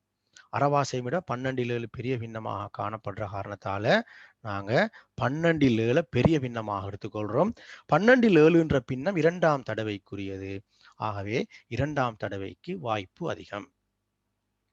பின்னங்களை ஒப்பிடுதல் என்ற அடிப்படையில் தான் நாங்க இந்த வாய்ப்பு எதுக்கு அதிகம் என்ற விடயத்தை நாங்கள் பார்க்க போறோம். இதுல எங்களுக்கு ஏதாவது ஒன்று ஏற்கனவே கண்டு இல்லாமல் இருந்தால், உதாரணமாக முதலாம் தடவை எது எங்களுக்கு தெரியாது ஆக இருந்தால், அந்த முதலாம் தடவையை நாங்க எங்களுக்கு ஏதோ செய்முறை ஒன்றை நாங்கள் கண்டுட்டு வரணும். இரண்டாம் தடவை எங்களுக்கு தெரியும், தெரியாம இருந்தா நாங்க கண்டுட்டு வரணும். கண்டதுக்கு பின்னால்தான் இந்த பின்னங்கள் ஒப்பிடப்பட வேண்டும். இப்ப நாங்க அடுத்த 4வது வினாவுக்கு போறோம். 3 வினாக்கள் முடிஞ்சு ஒரு முக்கியமான வினா இதுகும். சுற்றளவு, பரப்பளவு, கனவளவோட சம்பந்தப்பட்டு வர ஒரு சிறிய வினா, முக்கியமான வினா. சமபக்க முக்கோணி ஒன்றும் செவ்வகம் ஒன்றும் இரு ஆரைச்சிறைகளும் உள்ளடங்கிய கார்ட்போர்டினால் செய்யப்பட்டுள்ள 17 சென்டிமீட்டர் உயரமான இலச்சினை ஒன்று உருவில் தரப்பட்டுள்ளது. உங்களுக்கு ஒரு படம் தரப்பட்டிருக்குது. சமபக்க முக்கோணி ஒன்றிக்குதாம். சமபக்க முக்கோணியாக இருந்தா எங்களுக்கு அந்த வசனத்திலிருந்து ஒரு சிறிய தரவண்டை குறிச்சு கொள்ளையில் என்னன்னு சொன்னா 3 பக்கங்களும் ஒன்று கொண்டு சமன் அப்படின்னு சொல்லக்கூடிய ஒரு தரவு எங்களுக்கு குறிச்சு கொள்ள இயலும் சமபக்க முக்கோணியா இருக்கிற காரணத்தால. முதலாவது தரவு எங்களுக்கு தரப்பட்டிருக்கிறப்ப சமபக்க முக்கோணியாக இருந்தால் அப்படின்னு எங்களுக்கு தரவு தரப்பட்டிருக்குது. 17 சென்டிமீட்டர் உயரமான இலச்சினை முக்கோணி சுற்றளவு 42 எங்க வருகிறாய் 17 சமபக்க முக்கோணி. சமபக்க முக்கோணி ஒன்றும் செவ்வகம் ஒன்றும் இரு ஆரைச்சிறைகளும் உள்ளடங்கிய கார்ட்போர்டினால் செய்யப்பட்டுள்ள 17 சென்டிமீட்டர் உயரமான இலச்சினை ஒன்று உருவில் தரப்பட்டுள்ளது. உயரம் 17. முக்கோணியின் சுற்றளவு 42. இன்னொரு தரவு தரப்பட்டிருக்குது. இந்த முக்கோணியினுடைய சுற்றளவு 42 தரப்பட்டிருக்குது. அப்ப எங்களுக்கு இந்த இடத்துல விளங்கிடணும், சுற்றளவு தரப்பட்டிருக்குது. 3 பக்கமும் சமனாக இருந்தா ஒரு பக்க நீளம் கண்டுபிடிக்க இயலும். அடுத்ததாக தரப்பட்டிருக்குது முக்கோணியின் சுற்றளவும் செவ்வகத்தின் சுற்றளவும் சமன். இந்த முக்கோணியின் சுற்றளவு 42ன்ற மாதிரி செவ்வகத்தினுடைய 4 பக்கமும் கூட்டினாலும் 42 என்ற இன்னொரு தரவும் எங்களுக்கு தரப்பட்டிருக்குது. அந்த 3 தரவுகள் அடிப்படையில் சமபக்க முக்கோணி என்ற தரவு ஒண்டிக்குது, சுற்றளவு 42 என்ற தரவு ஒண்டிக்குது, அந்த முக்கோணியின் சுற்றளவும் அதே மாதிரி செவ்வகத்தின் சுற்றளவும் சமன் என்று ஒரு தரவு தரப்பட்டிருக்குது. மொத்தமாக 3 தரவுகள் இருக்குது. இன்னும் ஒரு தரவு 4வது தரவாக எங்களுக்கு 17 சென்டிமீட்டர் மொத்தமாக உள்ள உயரம் 17 குறிக்கப்பட்டிருக்குது. மொத்தமாக எங்களுக்கு அப்ப 4 தரவுகளோட முதலாவது வினா ஆரம்பிக்குது. செவ்வகத்தின் நீள அகலங்களை காண்க. ரைட். செவ்வகத்தின் நீளம் எவ்வளோ, அகலம் எவ்வளோ? நீளம்ன்றது முக்கோணியின் ஒரு பக்கமாகவும் இருக்கிற காரணத்தால முக்கோணியில இந்த சுற்றளவுன்ற அறிவை பயன்படுத்தினாங்க. இந்த முக்கோணியின் ஒரு பக்க நீளம் காணப்போறோம். அது செவ்வகத்தின் ஒரு பக்க நீளமாக அமையும். ஆகவே நாங்கள் என்ன செய்ய போறோம்? முக்கோணியின் ஒரு பக்க நீளம் 42 3ஆல வகுத்துப்பட்டா எங்களுக்கு கிடைக்கிற விட 14 சென்டிமீட்டர். அது முக்கோணியின் ஒரு பக்க நீளமாக காணப்படும். இந்த அமைப்புல 14 என்ற விட முக்கோணியின் ஒரு பக்க நீளமாக எங்களுக்கு காணப்படும். அப்போ அந்த பெருமானத்தை நாங்கள் இந்த அமைப்புல நாங்கள் படத்துல குறிச்சு கொண்டா இதுக்கு பின்னால வாரங்களுக்கு வினாக்களுக்கு எங்களுக்கு யோசிக்கிறதுக்கு லேசாகி. இப்போ நாங்கள் ஒரு தரவை பயன்படுத்தி 2வது தரவு செவ்வகத்தின் சுற்றளவும் 42 தரப்பட்டிருக்குது. அந்த தரவை பயன்படுத்தி செவ்வகத்தின் அகலத்தை காண போறோம். நீளம் 14 இருந்தா அடுத்த நீளமும் 14 தான். 14ம் 14ம் சேர்ந்து 28. மொத்தமாக உள்ள சுற்றளவு 42 இருந்து 28 கழிச்சா மீதியாக உள்ளது 14. அகலம் 2க்கும் சொந்தம். 2 அகலமும் சேர்ந்து 14. அந்த 14 நாங்கள் திருப்பியும் நாங்கள் 2ஆல வகுக்கிற நேரம் ஒரு அகலம் என்ற விடங்களுக்கு கிடைக்கும்.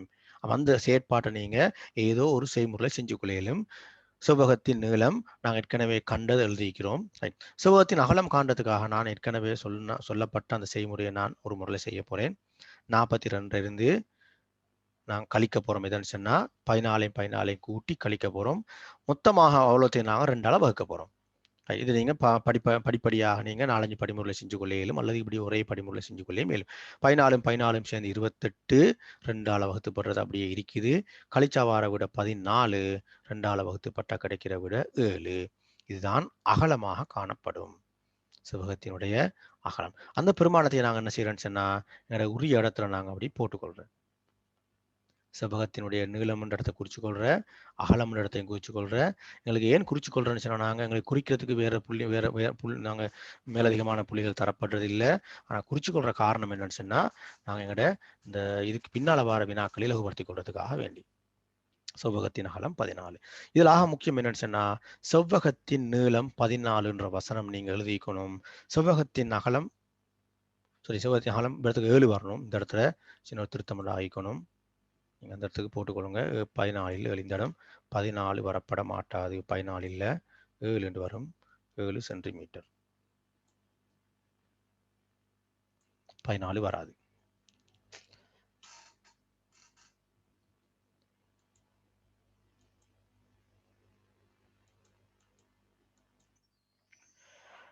இரண்டாவது நாங்கள் போகிறோம். நாங்கள் இலச்சினையின் சுற்றளவை காண்க. இலச்சினையின் சுற்றளவு அப்படின்றது சுற்றி வர உள்ள எல்லா நீளங்களும் கூட்டினா சுற்றளவு. சுற்றி வர உள்ள எல்லாம் மட்டும்தான் கூட்டிப்படணும். இந்த இடையில இந்த 7ன்றது சுற்றி வர இல்லை. இந்த இடத்துலயும் ஒரு 7 ஒண்டிக்குது, அது சுற்றி வர இல்லை. 14 ஒண்டிக்குது, இந்த இடையில சுற்றி வர இல்லை. இந்த 14ங்கிறதும் இந்த 7ங்கிறதும் இந்த இடத்துல உள்ள 7ங்கிறதும் சுற்றி வர இல்லை. ரைட். இதெல்லாம் உங்களுக்கு ஏற்கனவே தெரிஞ்சது. பாருங்க 14 கண்டிக்கிறோம். இது 6 7. அப்ப இதுக்கும் ஒரு 6 7 போட்டுக்கொள்ற. இந்த 14 அப்படியே இந்த இடத்துக்கு 14ஆக வரும். இது 7 இந்த 7 அப்படியே இங்க 6ஆக வரப்போகுது. இப்போ எங்களுக்கு சுற்றி வர உள்ள இந்த பகுதிகள் எல்லாம் பார்த்தீங்கன்னா நேர்கோடுகள் எல்லாம் தெரியும். ஆனா இந்த 2 விட்களும் தெரியாது. 2 விட்களும் தெரிஞ்சால்தான் சுற்றளவு காணேலும். அப்ப நாங்க 2 வில்லும் சேர்ந்து ஒரு இது கால்வாசி வில்லாக காணப்படுறதால கால்வாசியும் அரைவாசி வில் ஒரேடியா கண்டுகொள்ளலும். அல்லது ஒரு வில்ல மட்டும் கால்வாசி என்று போட்டு கண்டுகொள்ள இயலும். 2πrன்றது ஒரு முழு வட்டத்தினுடைய வில்லின் நீளம். கால்வாசி வில் இருக்கிற காரணத்தால கால் முன்னுக்கு போடப்பட்டிருக்குது. கால் 2πr. இப்போ நான் இதில் பிரதியீடு செய்வோம். கால் 4ல் 1 தர 2 தர 22 இங்கே 7 தர 7. இதில் நாங்கள் சுருக்கலும் 4ஐயும் 2ஐயும் நாங்கள் சுருக்கினா 2 தடவை கிடைக்குது. 2ஐயும் 22ஐயும் நாங்கள் சுருக்கினா இங்க 11 தடவை கிடைக்குது. 7ம் சுருக்கினா எங்களுக்கு வெட்டிப்பட்டு கொள்ளும் ஒரு முறை இருக்குது. மீதியாக 11 மட்டும் இருக்குது. ஆகவே 11 சென்டிமீட்டர் ஒரு வில்லினுடைய நீளம். நீங்க ஒருவேளை கால்வாசின்னு போடாம அரைவாசின்னு போட்டிருந்தால் உங்களுக்கு 22 விட வந்திருக்கும். ஓகே. அப்படி இல்லாம நான் செஞ்ச முறைக்கு நீங்க கண்டா 11ன்னு 2 விட்கழிக்குது. 11ம் 11ம் 22. 2 முறை 11 வரணும் அல்லது ஒரேடியாக 22 வரணும். இந்த 11 கண்டத்துக்கு பின்னால சுற்றளவு சுற்றி வரைக்கிற எல்லாம் இந்த ரோஸ் கலர்ல இருக்கிற எல்லாம் சுற்றி வரைக்குது. ஆகவே எல்லாத்தையும் கூட்ட போறோம். 11 ஒரு பெருமானம் 2 பெருமானம் இருக்குது 11, 14 3 பெருமானங்கள் இருக்குது, 7 2 பெருமானங்களுக்கு இதெல்லாம் கூட்டினா எங்களுக்கு வாரது சுற்றளவாக இருக்கும் 78 சென்டிமீட்டர். உங்களுக்கு அநேகமா ஒரு மேலதிகமாக நிறைய விளக்கங்கள் இங்க நான் சொல்லிக் கொண்டிருக்கிறேன். மேலதிகமான விளக்கங்கள் உங்களுக்கு தேவையாக இருந்தால் நீங்க உங்களோட ஆடியோ ஒன் பண்ணி நீங்க கேட்கலும். 1-2 பேர் நெட்வொர்க் ப்ராப்ளம் அனுப்பிக்கிறீங்க. நெட்வொர்க் ப்ராப்ளத்துக்கு சொல்யூஷன் எங்களால் தர இயலாது. நெட்வொர்க் உள்ளிடம் ஒன்று தெரிவு செஞ்சு கொள்ளுங்க. முக்கோண வடிவ கார்ட்போர்டின் பரப்பளவை காண்க. இந்த முக்கோண வடிவ தள உருவினுடைய கார்ட்போர்டினுடைய பரப்பளவு. முக்கோணத்தின் பரப்பளவு அரைதர அடிதர செங்குத்தியரம். இதுதான் கேட்டிக்குது. அப்ப எங்களுக்கு அடியும் தெரியணும் செங்குத்தியரமும் தெரியணும். அடி 14.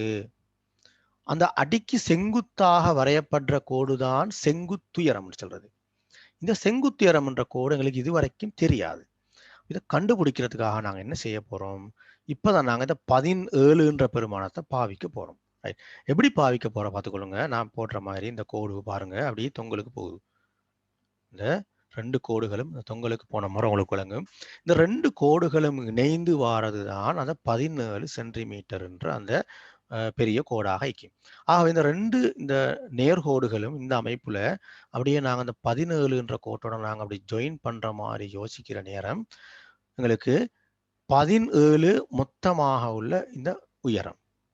அதுல இந்த 7என்ற இடமும் எங்களுக்கு தெரியாத இடமும் சேர்ந்து 17ஆக இருந்தால், தெரியாத இடம் கண்டுபிடிக்கணுமாக இருந்தால் 17 என்ற மொத்த பெருமானத்திலிருந்து 7 என்ற பெருமானம் எங்களுக்கு கழிபட போகுது. 10 என்ற விடங்களுக்கு கிடைக்க போகுது. ஆகவே இந்த அமைப்புல உங்களுக்கு 10 என்ற விட நீங்க கண்டிக்கணும். கண்ட விடையை நாங்கள் அந்த இடத்துக்கு போட்டுக்கொள்றது எங்களுக்கு இதுக்கு அடுத்து வர வினாக்களுக்கு எங்களுக்கு இலகுவாக வைக்கும்.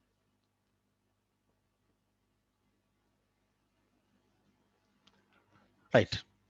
முக்கோண வடிவ கார்ட்போர்டின் பரப்பளவு இப்பதான் காண போறோம். அப்ப எங்களுக்கு அடியும் தெரியும் செங்குத்துயரமும் தெரியும். அடி 14, செங்குத்துயரம் 10. ஆகவே அரை தர 14 தர 10. நாங்கள் 2ஐயும் 14ஐயும் சுருக்கிக் கொள்வோம். 7 தடவை கழிக்குது. 7 தர 10 70 சென்டிமீட்டர் வர்க்கம் முக்கோண வடிவத்தினுடைய பரப்பளவாக காணப்படும்.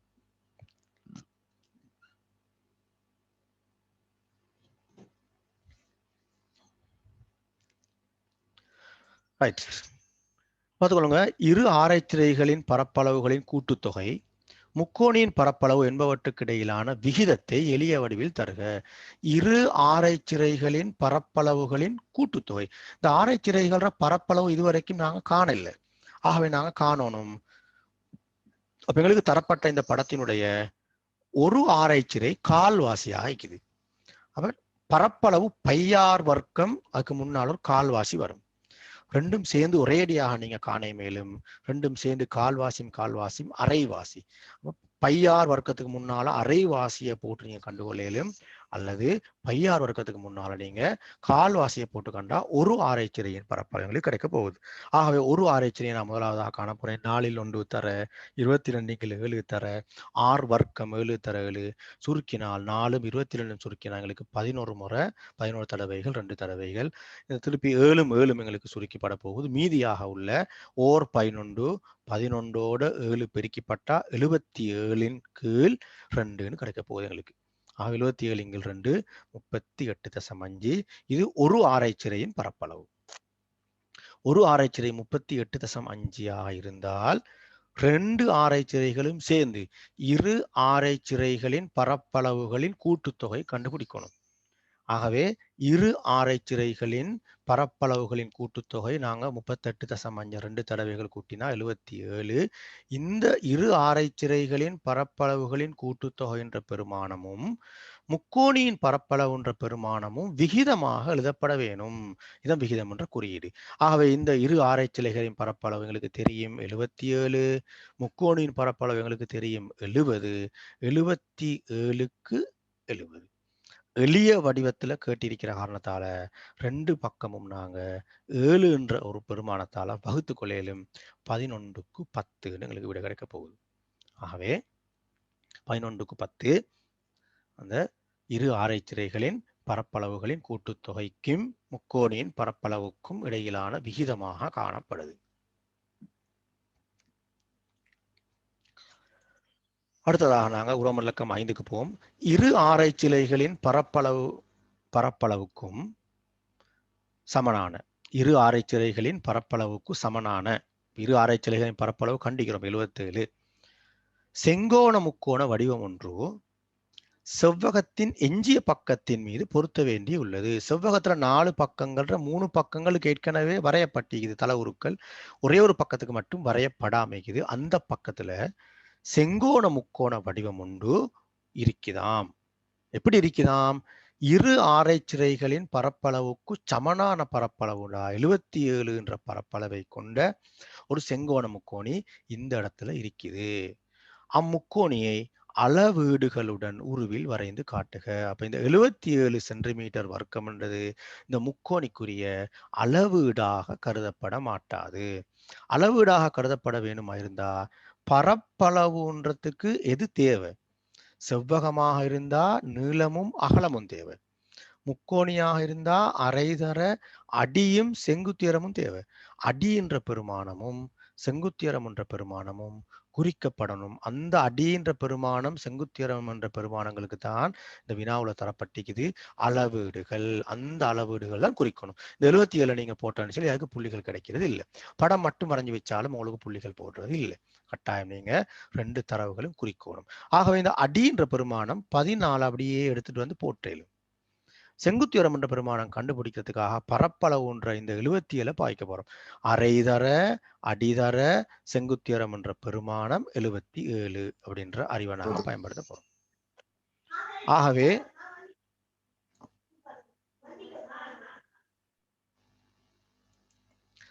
நான் இந்த 14 அப்படி இந்த இடத்துக்கு போட்டிக்கிறேன். இப்ப நாங்க என்ன செய்ய போறோம்னா அரைதர அடிதர செங்குத்தியரம் என்ற பெருமானம் எங்களுக்கு ஏற்கனவே தெரியும் 77 என்ற அந்த தரவை நாங்க பாவிக்க போறோம். அதில் அடி எங்களுக்கு தெரியும் 14, செங்குத்தியரம் தெரியாது. நான் செங்குத்தியரத்துக்கு எச்சுன்னு போட்டுக்கொள்ள போறேன். அரை தர 14 தர எச் 77 இருக்கிற மாதிரி இருக்குது. இந்த 14 ரெண்டையும் நாங்கள் சுருக்கினா 7 தடவைகள் இருக்குது. அப்போ 7 தர எச் 77க்கு சமன். 7 அடுத்த பக்கம் போய் வகுத்துப்பட போகுது. ஆகவே 77 7ஆல் வகுத்த வார விட 11. இந்த 11 செங்குத்தியரமாக காணப்படும். இந்த அமைப்பில் நீங்க படம் வரைஞ்சிருக்கணும். இந்த 11 செய்முறையினூடாக கண்டிருக்கணும். 14 நீங்க குறிக்கணும்ன்றது கட்டாயம் இல்லை. ஏன்னா 14 அங்கே இருக்கிற காரணத்தால நீங்க 14 குறிக்கிறது கட்டாயம் இல்லை. ஆனா 11 குறிக்கணும். இங்க கண்டு மிரிக்கணும், இங்க குறிச்சு மிக்கணும். 2 வேலையும் செய்யணும். படம் வரைஞ்சி 11 கண்டு 11 குறிச்சிக்கணும். 14 குறிச்சுக்கொள்ளுங்க.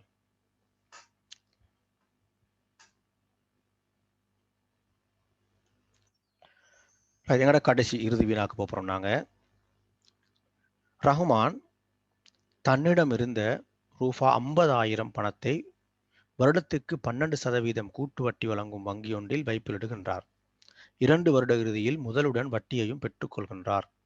அவர் முதலிடுறாரு, வைப்பிலிட்டு அவருக்கு 2 வருஷத்துக்கு பிறகு கூட சொல்லி கிடைக்க போகுது இல்லையா? 50,000 ரூபாய் பணம் அவர் வைப்பிலிடுறாரு, 12% கூட்டு வட்டிக்கு வைப்பிலிடுறாரு. வைப்பிலிட்டதுக்கு போறோம் 2 வருஷத்துக்கு போறோம் எல்லாத்தையும் 2 வருட இறுதியில் ரஹ்மான் பெற்றுக்கொள்ளும் மொத்த பணத்தை காண்க. அவரு கூடத்தான் கிடைக்க போகுது. ரைட். கூட்டு வட்டின்ற இந்த வினா செய்யறதுக்கு மொத்தமாக 3 முறைகள் புத்தகத்துல போடப்பட்டிருக்குது. அந்த 3 முறைகள்ல இந்த இடத்துல ஒரு முறை மட்டும்தான் செய்முறையாக நான் செய்வேன். மீதமாவுள்ள 2 முறைகள் நீங்க செஞ்சுக்கொள்ள இயலும். ரைட்.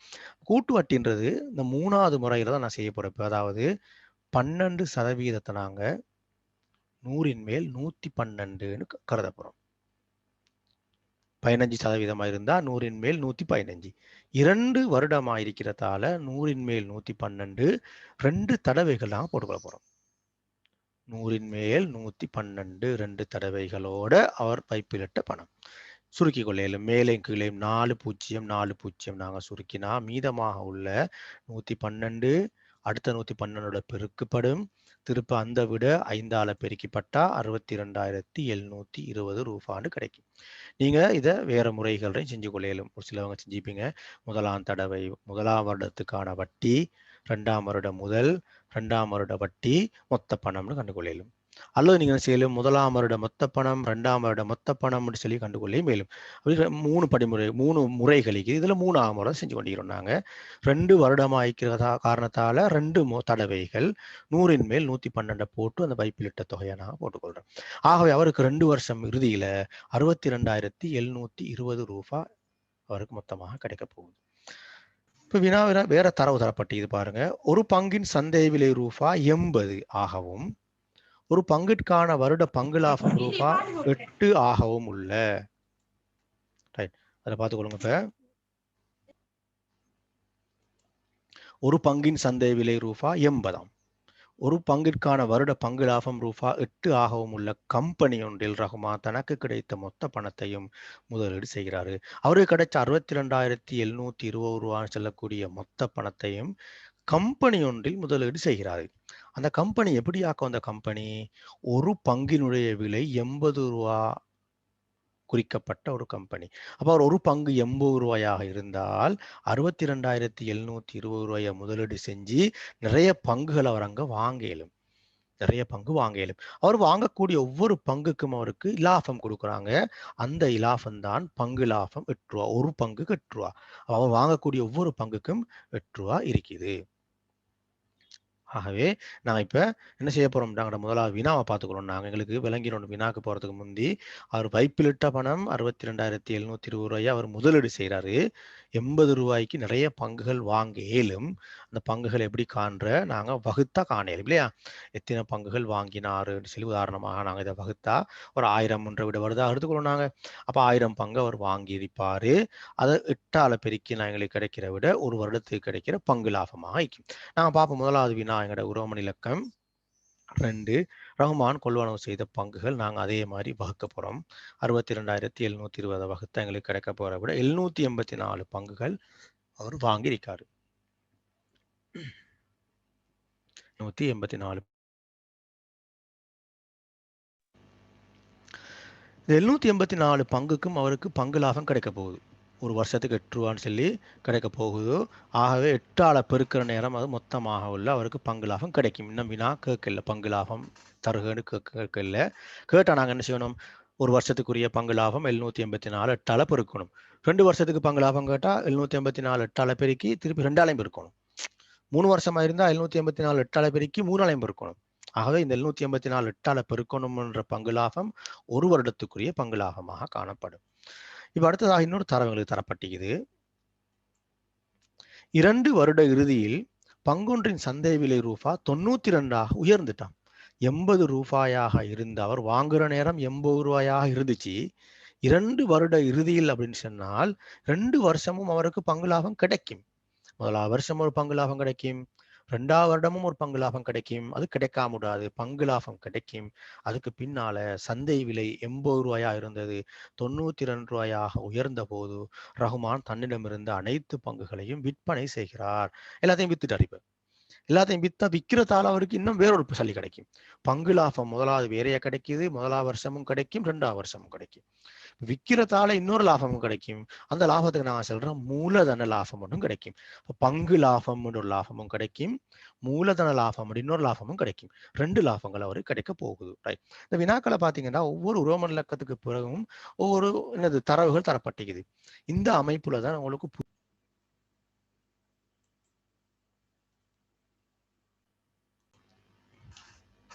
2 வருட இறுதியில் பங்கொன்றின் சந்தை விலை ரூபாய் 92 2 அவருக்கு லாபங்கள் கிடைக்க போகுது. ஆகவே நாங்கள் எங்களுடைய கடைசி வினாவுக்கு போகிறோம். நான் ஆரம்பத்தில் சொன்ன மாதிரி உங்களுக்கு பந்தி அமைப்புல தான் வினாக்கள் எல்லாம் வரப்போகுது. அந்த பந்தி அமைப்புல வினா வார காரணத்தால தான் உங்களுக்கு அந்த 10 நிமிடங்கள் உங்களுக்கு எக்ஸாமுக்கு பார்ட் 2க்கு தான் தார, பார்ட் 1க்கு தாரது இல்லை. இந்த பார்ட் 1 பொறுத்த வரைக்கும் உங்களுக்கு நேரம் 2 மணி நேரம் போதுமாக இருக்கும். இருந்தாலும் பந்தி அமைப்பை நாங்கள் வாசிச்சு எங்களுக்கு விளங்கக்கூடியதாக இருக்கணும். அவ்விரண்டு வருட இறுதியில் கம்பெனியின் மூலம் ரஹ்மான் பெற்றுக்கொண்ட மொத்த வருமானம் அப்ப 2 வருமானங்கள் இருக்குது. 2 வருமானங்களும் கூட்டப்படணும். ஒரு பங்கிற்கான மூலதன லாபம் நான் முதலாக காண போறேன் 92.80 கழிச்சு 12 ரூபா. இது ஒரு பங்கிற்கான அவருக்கு கிடைக்கிற லாபம். அதுதான் மூலதன லாபம். மொத்தமாக 784 பங்குகள் இருக்கிற காரணத்தால 784 நாங்க 12ஆல பெருக்கி 9,408 ரூபா அவருக்கு கிடைக்கிற மூலதன லாபம். இது ஒரு வகையான லாபம். ரெண்டாவது ஒரு லாபம் ஒன்று இது 2 வருட பங்கு லாபம். ஒரு வருஷத்துக்கு காணணுமா இருந்தா 8ஆல பெருக்கணும், 2 வருஷம் காணணுமா இருந்தா 2ஆல பெருக்கணும். ஆகவே 12,544 2 வருஷத்துக்குரிய பங்கு லாபம். 2 லாபங்களும் சேர்ந்து அவருக்கு மொத்த வருமானம் கிடைக்கும். ஆகவே 9,408 மூலதன லாபமும் 12,544 பங்கு லாபமும் சேர்ந்து 21,952 சொல்லக்கூடிய மொத்தமான வருமானம் அவருக்கு கிடைக்க போகுது.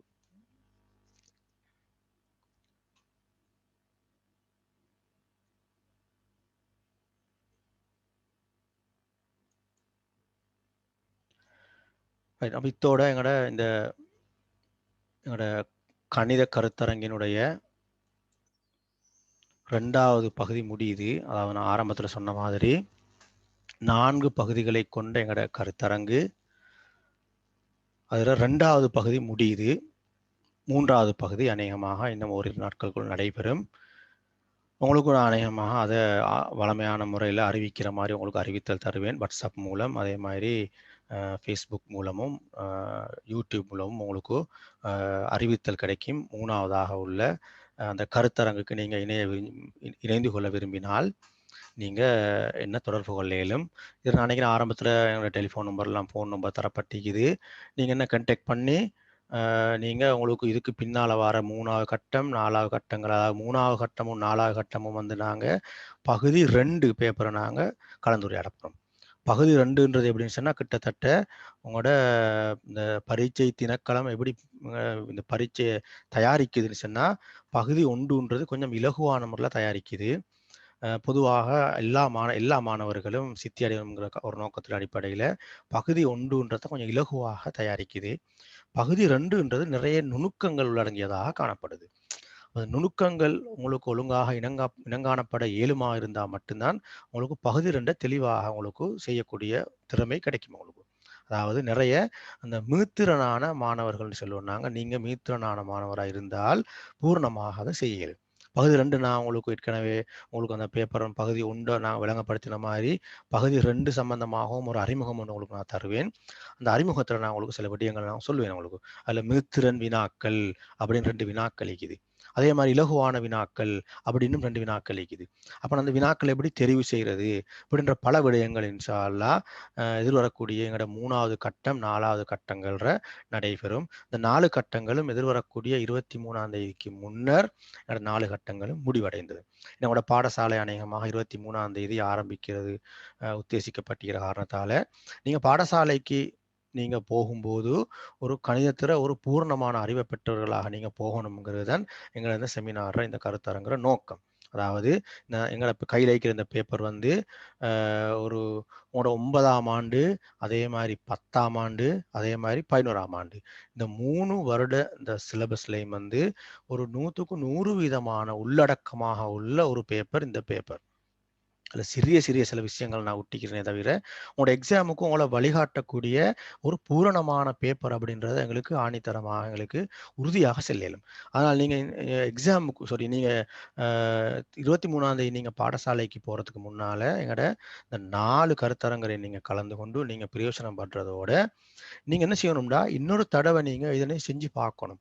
இன்னொரு தடவை நீங்கள் அந்த பேப்பரை நீங்கள் புதுசாக நீங்கள் பிரிண்ட் பண்ணி உங்களோட பேப்பர் நான் அனுப்பி வச்சுக்கிறேன் ஏற்கனவே. அப்போ நீங்கள் செஞ்ச அந்த செய்முறைகளோட நீங்கள் பார்க்காம வேறையா புதுசாக நீங்கள் என்ன செய்யுங்கன்னு சொன்னால் பேப்பர் இன்னொரு முறை பிரிண்ட் பண்ணுங்க, இன்னொரு முறை செய்யுங்க. செஞ்சுட்டு நீங்கள் 23ஆம் தேதி பாடசாலைக்கு போகிற நேரம் உங்களுக்கு பாரம் குறையும். அப்படி இல்லைன்னு சொன்னால் நீங்கள் நிறைய பாரம் கூடின ஒரு பெரிய ஒரு சுமை ஒன்றை சுமக்க வேண்டி வரும். நீங்கள் எதிர்காலங்களில் நாங்கள் அந்த பாரங்களை உங்களுக்கு குறைக்கிறதுக்கான வழிமுறைகளை உங்களுக்கு காட்டுவோம். அடுத்த 3வது செமினாரில் நாங்கள் உங்களை சந்திப்போம். 1வது செமினார் யூடியூப்பில் போடப்பட்டிக்குது, நீங்கள் பார்த்துக்கொள்ள இயலும். அப்படி இல்லைன்னா என்ன தொடர்பு கொள்ளுங்க. 2வது செமினாரும் ஒரு நாட்களில் நான் இதை போடுவேன். நீங்கள் அதையும் நீங்கள் எதிர்காலங்களில் பார்த்துக்கொள்ள இயலும். 3வது 4வது செமினார்கள் நடந்ததுக்கு பின்னால் அதுக்கும் எதிர்காலங்களில் ஒவ்வொன்றாக உங்களுக்கு நான் உங்களை வளமையாக தொடர்பு கொள்கிற முறையில் நான் உங்களுக்கு அனுப்பி வைப்பேன். இதுக்கு மேலதிகமாக நீங்கள் என்ன தொடர்பு கொள்ளணுமா இருந்தால் என்ன அந்த தொலைபேசி இலக்கம் ஆரம்பத்தில் காட்டப்பட்டுச்சு. அந்த தொலைபேசி இலக்கத்துக்கு நீங்கள் என்ன தொடர்பு கொள்ளையிலும். இத்துடன் எங்களோட இந்த 2ஆம் கட்ட செமினார் எங்களுக்கு முடியுது, கருத்தரங்கு முடியுது. எல்லாரும் சிறந்த பெறுபேறுகள் பெறுவதற்காக அல்லாஹ் தஆலா அவங்களுக்கு எல்லாருக்கும் துணை புரியணும்ன்ற பிரார்த்தனையோடு எங்களோட இந்த செமினாரை முடிச்சுக்கொள்கிறோம். அனைவருக்கும் நன்றிகள்.